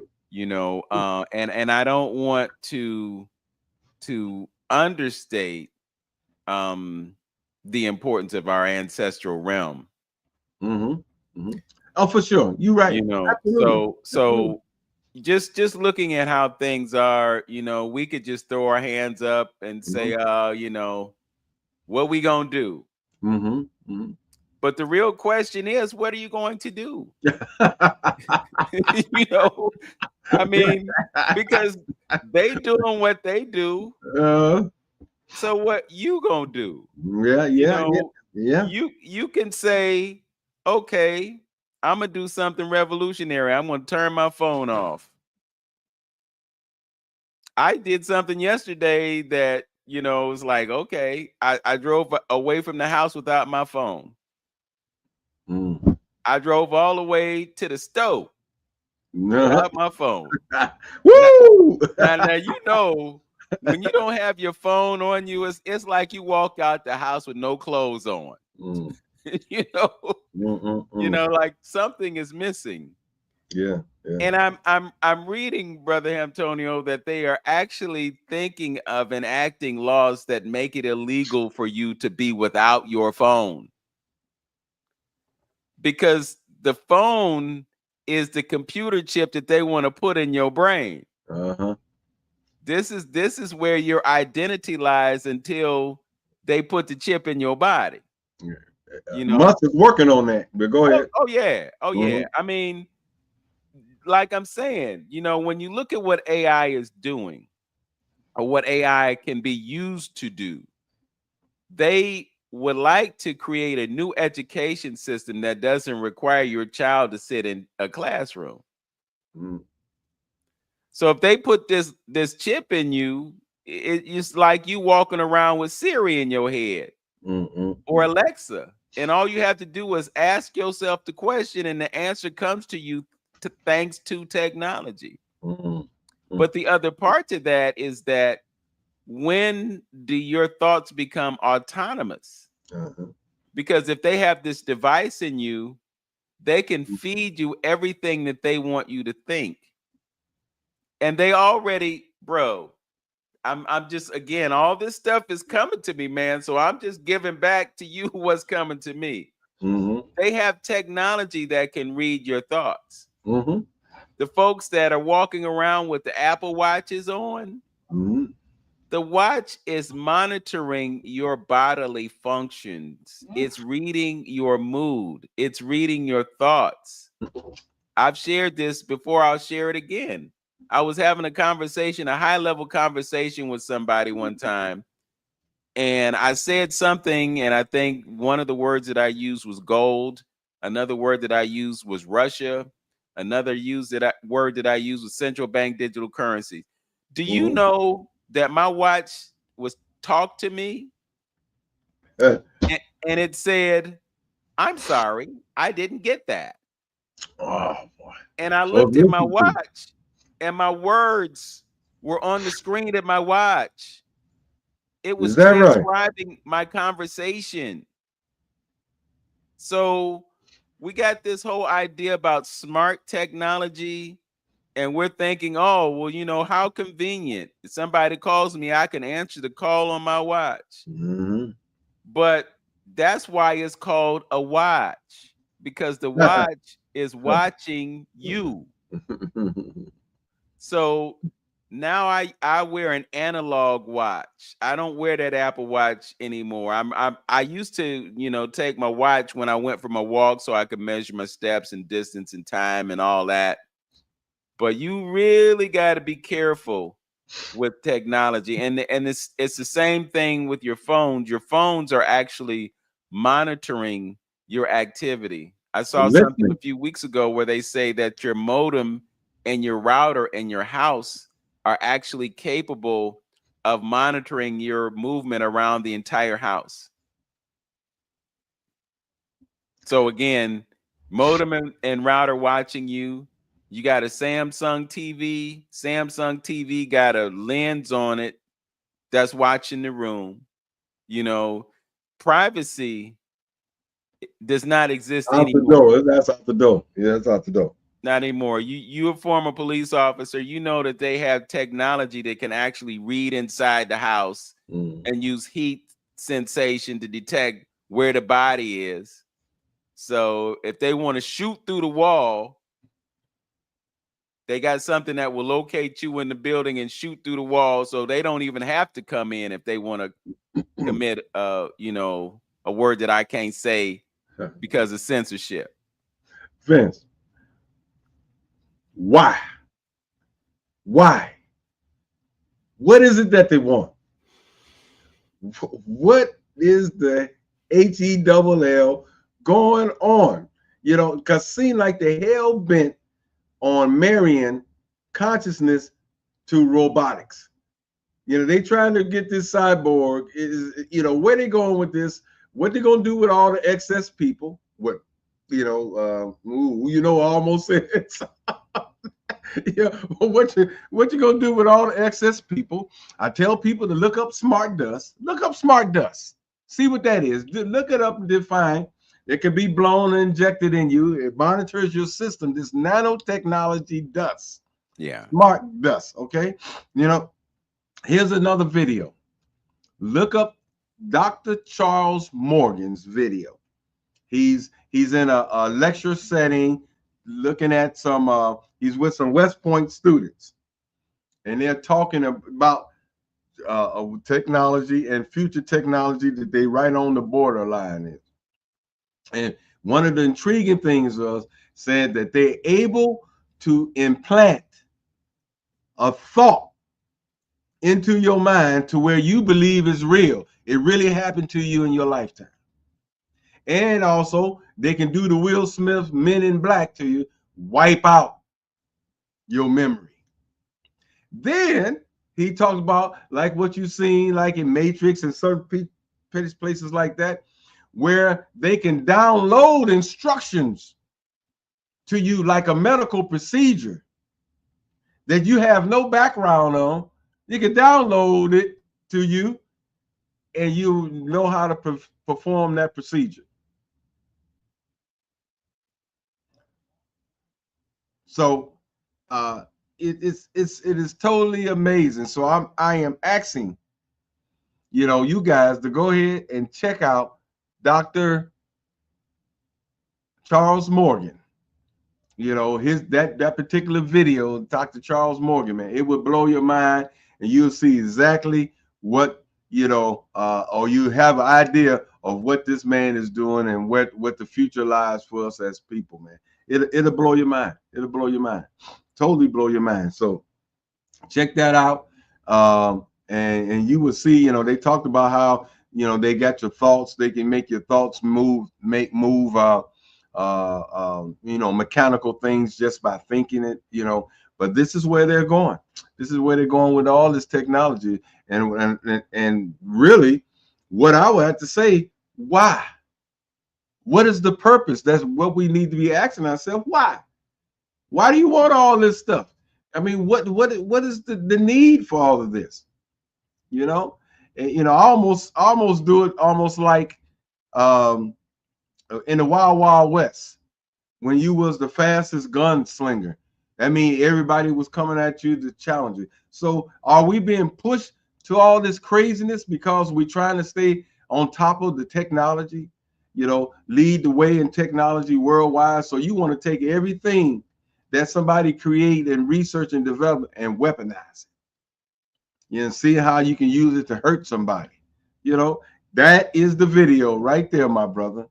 Right there. Yes. Check that out. It was like when you get about halfway through, when they start really getting into all the other newfangled stuff, because in the beginning they talked about how they connect these arms and you mentally can cause the arm to do this and do that.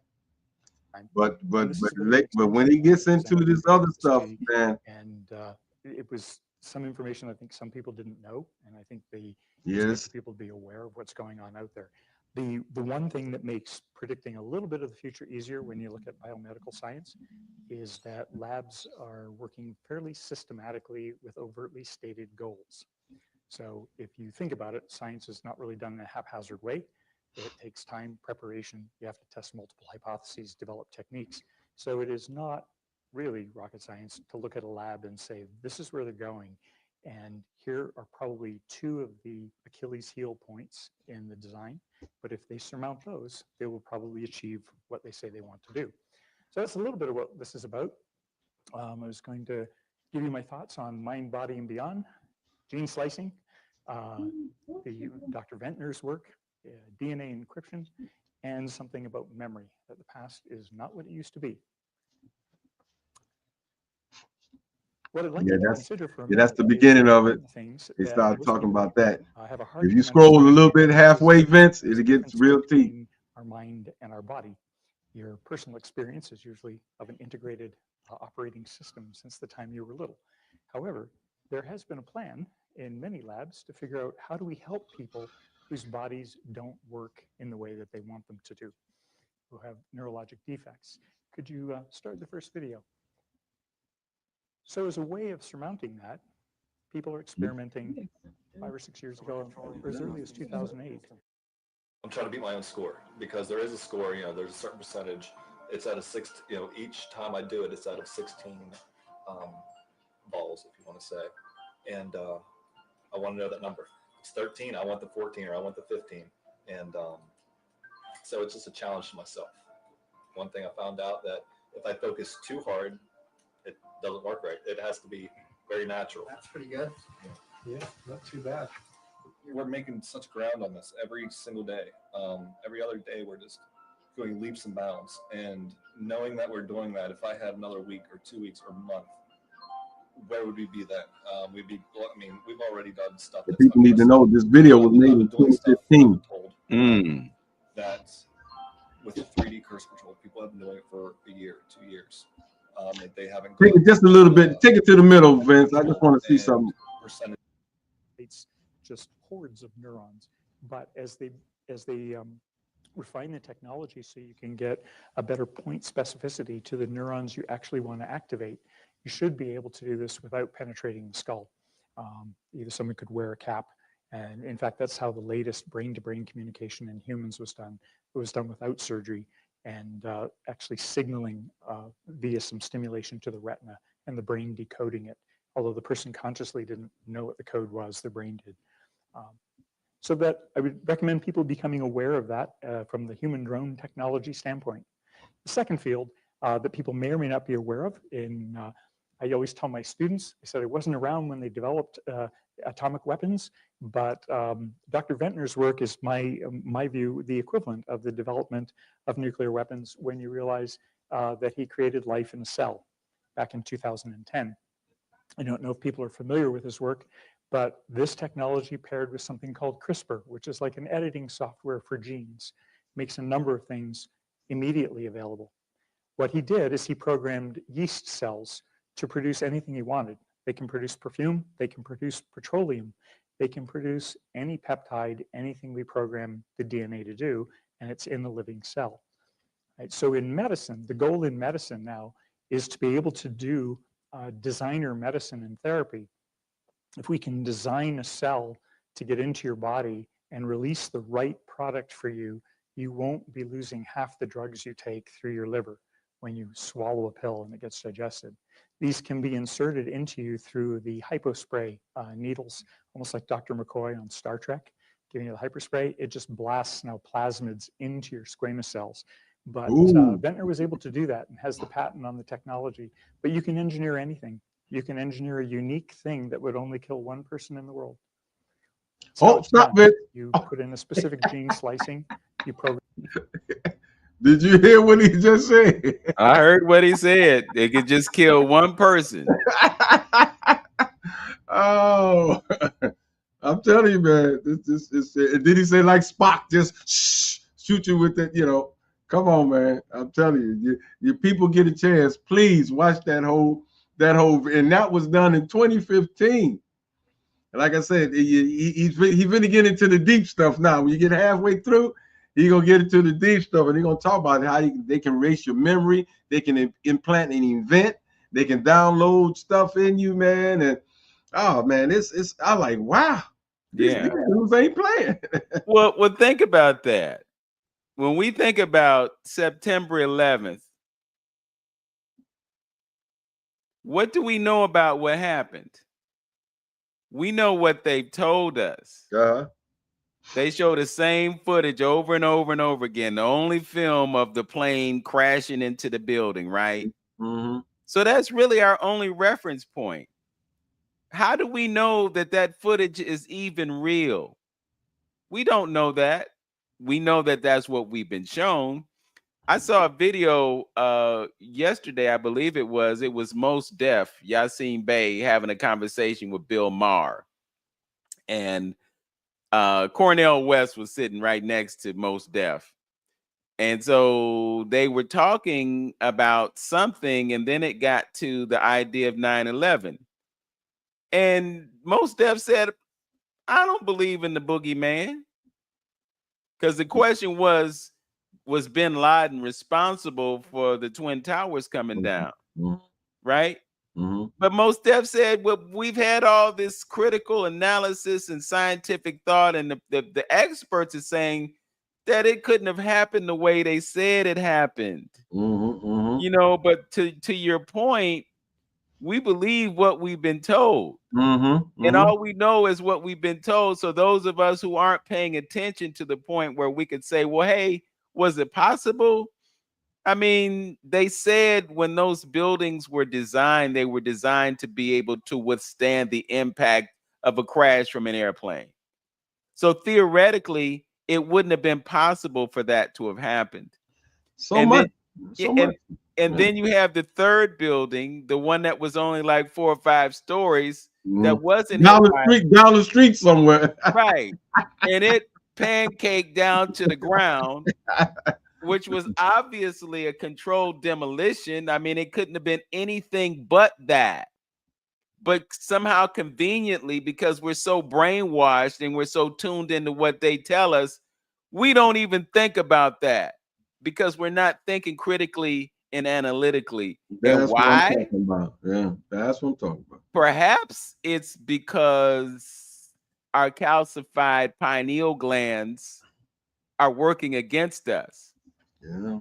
Maybe that's the reason, or maybe it's just because we just drink the Kool-Aid and we like it. Yeah. You know, hey, why think? Why think? Something that I've written, when we talk of, that Dr. Amos Wilson talk about. If you just being consumers, and then so you comfortable, what it does to a people, you don't build the institutions, your institutions. You don't build that. You perfectly fine visiting everybody else's institutions, and you don't be an institutional builder yourself, for your cause. So you just going along with the program, and and therefore people manipulate you to dance to their music. It's so much stuff, but about that, look up loose change when it comes to that 9/11 stuff, man. The jet fuel, the drop of the, as far as the 11-second drop, from the demolition. You up 20 something, or I forgot, 60 something, whatever the floors is, and the plane crash, and you do that. Come on. The firemen talk about they heard several large explosions. You don't get that information. You don't get the information about the doggone plane in Pennsylvania where they ain't find nothing. There's some wreckage, and the whole Pentagon said it goes on and on. Some holes in that story. You know what I mean? On and on. So we just live in a deception, a total deception, or something. Or what we got going on here? Well, I think that's the correct word. We're living in a deception, just like we're living in what is described as a democracy, but really isn't. When you think about it, does everybody vote? No. If everybody doesn't vote, then their thought or their concern is not represented. If you think about it, you got 600 folks on Capitol Hill. Yeah. That's not majority of the people. That's a minority of the people. But we're talking about a country that's supposed to be majority rule. But that ain't the majority. That's the minority. That's why I keep saying everything is the exact opposite of what they tell us. We have freedom of speech. No, we don't. We're using the word unalive now. When did unalive become a word? Come on, man. Yeah. Come on, man. I was telling people about the little words we pick up as it go. I just laughed. I said, okay, now we're doing that, huh? That's the new word now. we have to speak in code. We couldn't say a word that started with a V. We had to say jab because we couldn't say the V word, because if we said the V word, then the bots that are monitoring everything would get a flag, and then, you know, and we've been victimized by that, bro. We've had 2 shows taken down from our platforms because somebody who worked in the industry, who had the credentials, PhD, researcher, worked for the company. They worked for the company, presenting facts, and they characterized it as disinformation or misinformation and took our show down. But this is the that land. Ain't control. Yeah, for this. Yeah, right. Freedom. Freedom of speech, land of the free, home of the brave. You know, last night. Hold on, V. Hold on, V. You said that whole little piece there. That you just struck a nerve right there. Land of the free, home of the brave, and all that old mess. And what just happened yesterday? We round there. We still in captivity. I seen somebody with the red, white, and blue dress on yesterday, and I'm like, man, the people are comfortable with us. All they gotta do is look at us. They're comfortable. They can see that we still brainwashed walking around. But Juneteenth come around, Black History Month come around, Kwanzaa come around.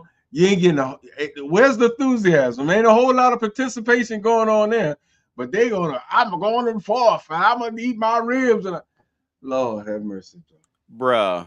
I'm sitting in my house last night, and I could have been in Iran. I could have been on Gaza. I mean, I'm just explosion after explosion after explosion. And I'm thinking they really got y'all where you can spend money and watch it go up in smoke. Wow, that's a way of looking at it, because all you're doing is you're making noise. It's after midnight. I'm thinking, fools, it's July 5th. Why are you still celebrating something that you have no business celebrating? Because it ain't got nothing to do with you. I'm watching the smoke. You got smoke coming off grills, and you got smoke coming off fireworks. And so Cleveland was in a cloud of smoke last night. and everybody's celebrating something that is merely an illusion. You know, you expressing pride in a country that rejects you at every turn. At the core, after every turn, brother. Every turn. You know, you claim it like it belongs to you.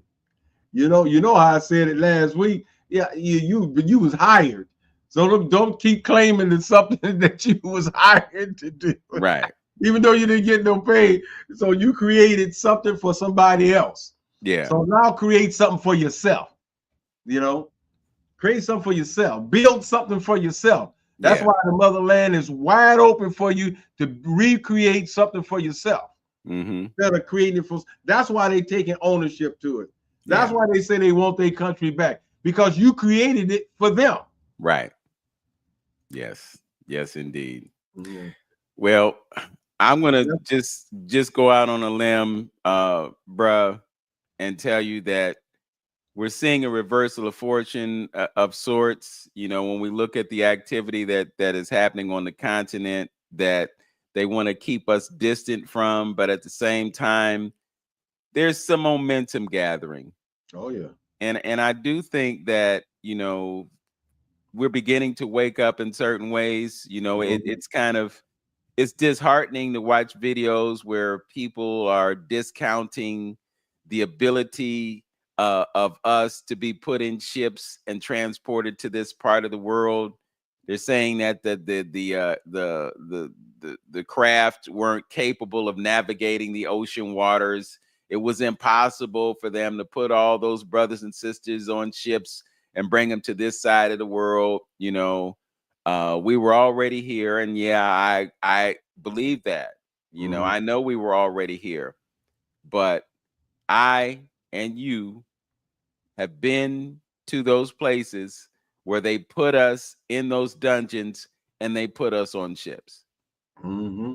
And unless you've been there to feel it and see it for yourself, mm-hmm. I can't hear what you're saying. Yeah. You know, Mm-hmm. we've got all these terms now, foundational Americans, Mm-hmm. and there's ADOS and all these other, everything to keep us away from the truth and the reality about who and what we are. Mm-hmm. You know, and the fact is, our strength comes from knowing who we are and where we're from. Mm-hmm. Mm-hmm. You know, that's why it's going to be. That's why it's difficult for us to get a good start on this, because I would say, hey, Sunday, Saturday schools that drill down on who we are, what we about. But if you had it in a church or something, you're gonna be battling the pastor about your origins, on what to teach. He gonna get upset when you start talking about African philosophy or something to that nature. Because there's a conflict between the quote unquote word and true history. Yes. If you want to deal with true history, when you look at the quote unquote word, you got to go all the way back to Nile Valley civilization, where the prototype is, where the story, what the story was derived from, that became the mythology that you have such fervent belief in. Yeah, absolutely. And then the other part of it is you're relying on someone to interpret something that is within you. Mm-hmm. So you got this middleman telling you what to think and giving you all these rules and regulations and everything, when in fact, the God that lives within you knows the difference between right and wrong. Mm-hmm. You don't need Pastor so-and-so to tell you that it's wrong to knock somebody over the head and take their wallet. You don't need that. You know, you make a deliberate and conscious choice to do something that's evil for whatever reason, but you don't need that to interpret something that's, we all know the difference between right and wrong. Mm-hmm. Mm-hmm. You know, that child that starts screaming because you took the cell phone away. They know they wrong, but they don't care because they want what they want. Mm-hmm. You know, and because you being in a position to be God in that child's life, you capitulate and you succumb because you don't want to hear that child cry. Mm-hmm. Mm-hmm. You know, you're not activating and you're not being responsible in that moment, because your level of awareness doesn't allow you to operate in your divine nature, your divine stature. You know, it was a violation of that caused you to put that cell phone in that child's hand in the first place, because you know what the child doesn't know, and you know that device in that child's hand is going to sabotage their circuitry and create the monster that happens when you put the cell phone in that child's hands. Question here's something, and I guess I'll close after this. I got a meeting, but here's an example of not being able to analyze when you got historical breadcrumbs, that you should be able to pick up. Now, since you've been here, your parents, grandparents, great-great-grandparents, things that you have heard about, all let's just say about the mentality of the people that you coexisting with. You see all the historical data. You know they can be deceiving. There's extreme love and greed for money. You know what I mean? And some unethical things has been done. If you sit back and I think me and my brother talked about this, and you could. It's a video. I forgot to call our founding fathers. I forgot the name of the men who. I forgot the name of the video, but it talks about the Rothschilds and the Vanderbilts and all. I bet you if you was to go through and get to the origins of how they got their money, it's gonna be corruption. It's gonna be evil. Somebody died, lied, you don't cheated, you don't stole something from it. This is how they got their money. You know, it wasn't this fair stuff that they wanted, that they mad at historical stuff right now that's going to show the Europeans in true light. That's what they tripping on right now. You know, they want you to believe that they worked hard and they were just, they, got community people together and they came with all, no, you stole, lied, still, and bought and corrupted and did everything. So my point is this: when it comes to everything that you have at this point, you got the background. You know, the man to make money, his thing is about money, and he would sacrifice ingredients, product, and anything to increase his bottom line. That's what I say about critical thinking and analysis. You should know that. So how could you trust his food that he's going to do the right thing as far as food is concerned and preparing it for you? How can you just turn your head and say, oh, okay, all these packaging, this man is about money. So how could you trust in him to do the right thing? They showing you what they're doing in all these processing plants. They shooting them up to produce milk more than it is. They do messing with the eggs. They mess with everything. And you just go along with it. There's no fight. There's no uprising in reference to how they treating your food. And you see all this pathology all around you. The hospitals are growing. You know, how many people you walk around you seeing right now, with boots on their feet, got to have knee replacements and hip replacements all around you. Cancer running wild, prostate, all kind of cancer, diabetes, young folks dealing with that, all is around there, and you still entrust into what this man giving you, and it's all in your face.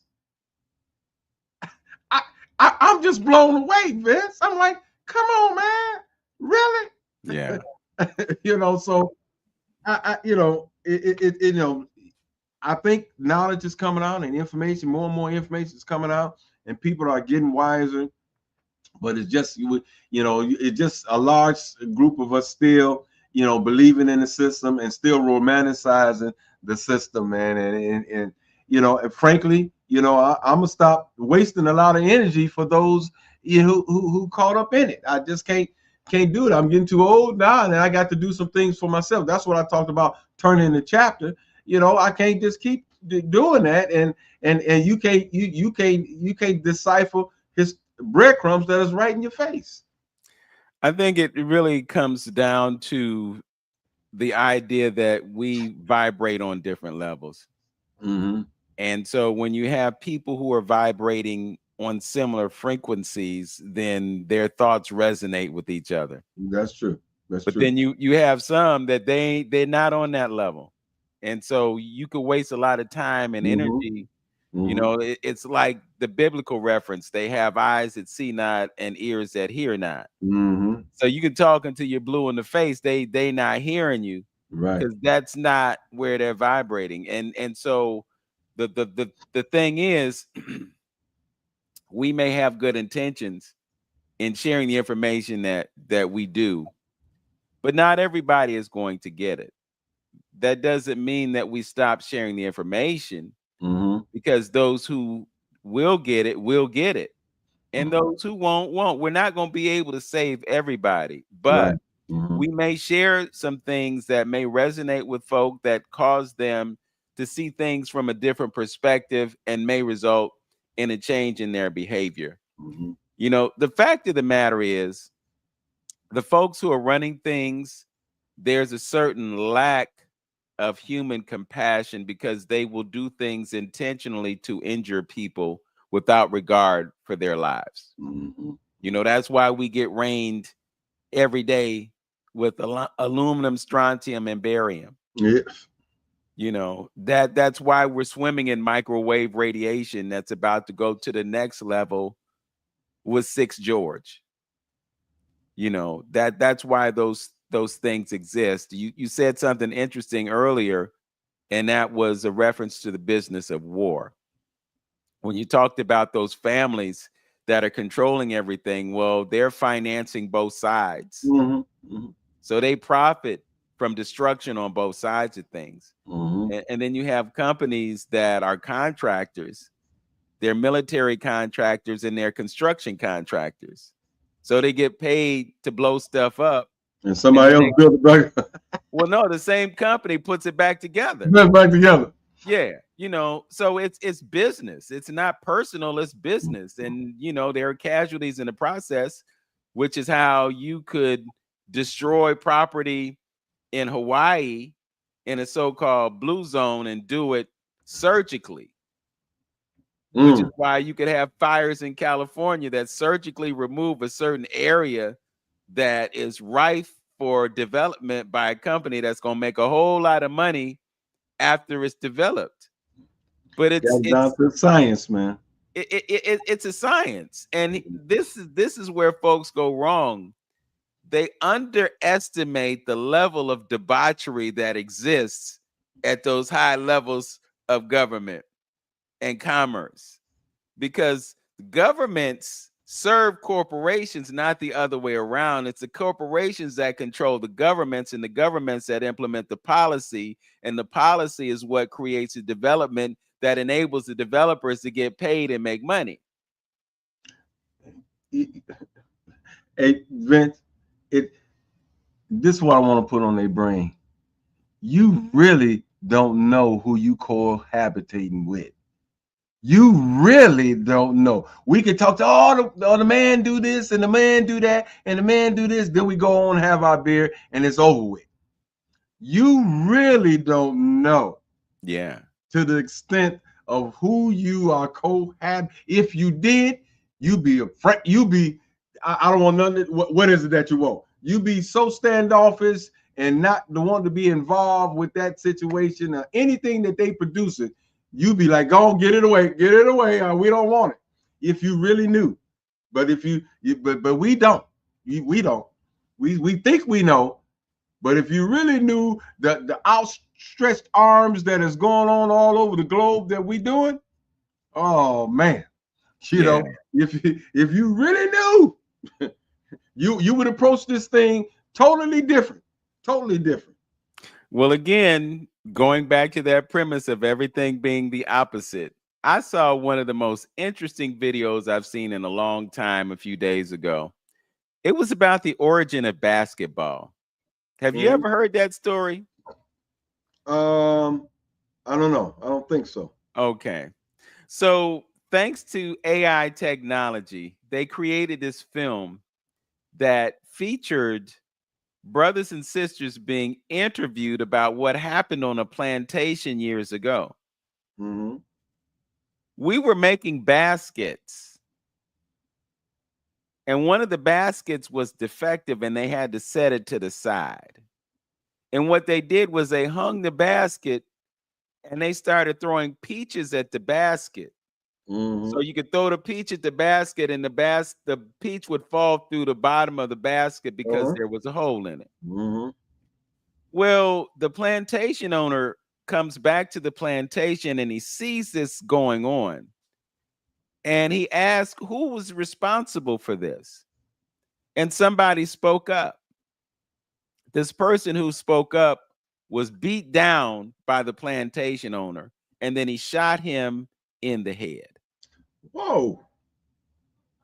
So this sport that we love so much, that we goo gaga over LeBron James and Michael Jordan and have all these debates, and we look at all the things that our ancestors and those who are still with us have done to advance this game. It was based on the misfortune of us.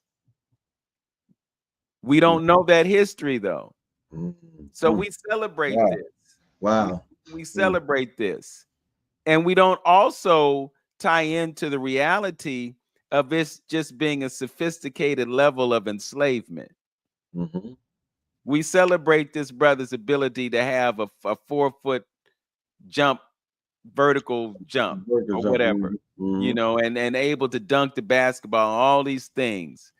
We put our brothers basically on the slave block once again. They run the 40-yard dash in however many seconds, and they can lift so much weight, and it's all about their physical prowess and all that other kind of stuff.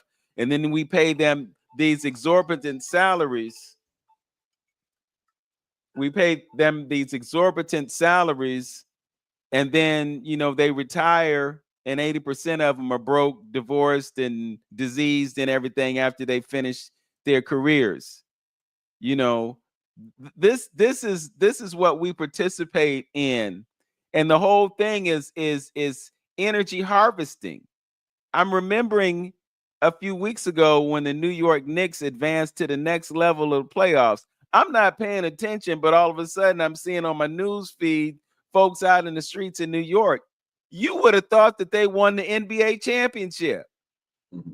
Did you see that? No, I didn't. It was like, you know, again, I'm not paying attention to that world. So when I see this, I'm like, oh, the Knicks must have won a championship. And it wasn't even that, but we're just so immersed in that. And it's just so important, you know, all these people out in the streets turning over cars, doing all this other kind of stuff over something that ain't got one iota to do with you. The Knicks winning that round of the playoffs is not going to put money in your pocket. Dude, we'll hurt somebody from another team. Hurt somebody for this game for another team. You cheering for the other team. You got a jersey on from another city. Exactly. Folks getting mad. Look at what's happening here in Cleveland. We having all these debates, and I mean fervent debates. Folks all up in their emotional places about whether the stadium should be downtown or in Brook Park. Money that I pay in taxes going to support a stadium that does absolutely nothing for me. If you go to the stadium, bruh, you go downtown, they're going to charge you $40, $50 to park your vehicle. They're going to charge you $100 to get into the game. They're going to charge you $5 or $6 for 16.9 ounces of water that you get at Aldi for 70 cents. So they're exploiting you at every turn, and you saying stick the knife in. Yeah. Stick the knife in, twist it, and feel good about it. You feeling good about it? Oh, you can put a knife. Oh, do me more. Do me more. That's where we are. You know, we're not really thinking about what is being done to us. You know, I mean, it's really crazy. But I want to wrap things up because you know you got a meeting and we got things to do. But I just want to offer this to the people. As much as you can, tune into the voice that lives within you. Take some time to meditate. Take some time to shut off all the devices and tune into yourself. Take some time to exercise, to move. You know, you don't have to run a marathon. You can go outside and walk for 15 or 20 minutes. You can do that a couple of times a day. You'll sit on your phone and scroll on Facebook for 2 hours at a time. So it's not unreasonable for you to take that time to be deliberate and turn things off and meditate or go for that walk. Simple things. Take your shoes off, go outside, put your feet on the ground, and let those negative ions come into your body and the positive ions shed, and then perhaps eliminate some of the inflammation that you've been dealing with. Simple things. Ladies, don't be afraid to lift weights. As you age, your bone density decreases, and the way to increase that bone density or to maintain it is to lift some weights. And don't think that you're going to look like Miss Olympia or anything like that because you're lifting weights, because that's not going to happen. The only way that you could get to those types of proportions is to use steroids and live in the gym all day, every day. And I know you ain't going to do that because you don't want to sweat out the perm. Yeah, exceedingly protein, you know, taking in large amounts of protein while you're working out. You have to consume massive amounts of protein, and the truth of the matter is all that extra protein is what is, you know, injuring folks anyway. But take some time to meditate, take some time to exercise, And I know there's debate about whether or not organic food is good for you or not, but you want to reduce your exposure to pesticides and chemicals. So if you can find organic, all we saying is just do the best you can. It's hard to get away from all this, yeah, but just do the best you can. do the best you can. And if you buy conventional produce, just make sure that you wash it. You can use things like salt, you can use baking powder, vinegar, baking soda, vinegar, different things to rinse the chemicals and pesticides off. But you must consume fresh fruits and vegetables, whole foods, because there is some nutritional value to those things, much more so than the things that you buy that come to you in packages. So it's about what you eat, it's about your activity, and it's about what you do to connect to the spiritual side of yourself. And I promise you, if you make those small changes in your life, you will see a definite change in your life. So I'm gonna leave it right there. Yeah. And to add to that is just when you pray, you talking to the spirit that's in you, the creator. When you meditate, you're listening to the spirit that is in you. Yes. Yep. All right. All righty. All right. Thanks to Coffee, who has been checking us out on Facebook or actually YouTube. We appreciate you being present with us. Don't forget to subscribe to our channels. Do us that big favor. Bruh, I'm at 965. All right. You're getting it. 35 away from the magic number. Hopefully, Coffee will be number 36. I hope she will do that. I'm assuming that it's a she. But at any rate, we appreciate you joining us. We'll return next week for more information, news that you can use, and perhaps there are some cultural morsels that you will be able to deal with. I will be in the Larchmere Cultural Arts Festival next Saturday. The first event begins at noon, so we'll probably be on the air from at least 11 to noon, and I can make my way over to Larchmere and that hour that follows our broadcast. So you can check us out on the radio next week, and then Brother Hamtonio will work out whether or not you want to go into overtime, or we'll figure it out. But at any rate, tune in again next week for another edition of 360 Info Network. As always, know yourself, love yourself, be yourself. Make today your absolute best day, y'all. Peace. Peace. All right.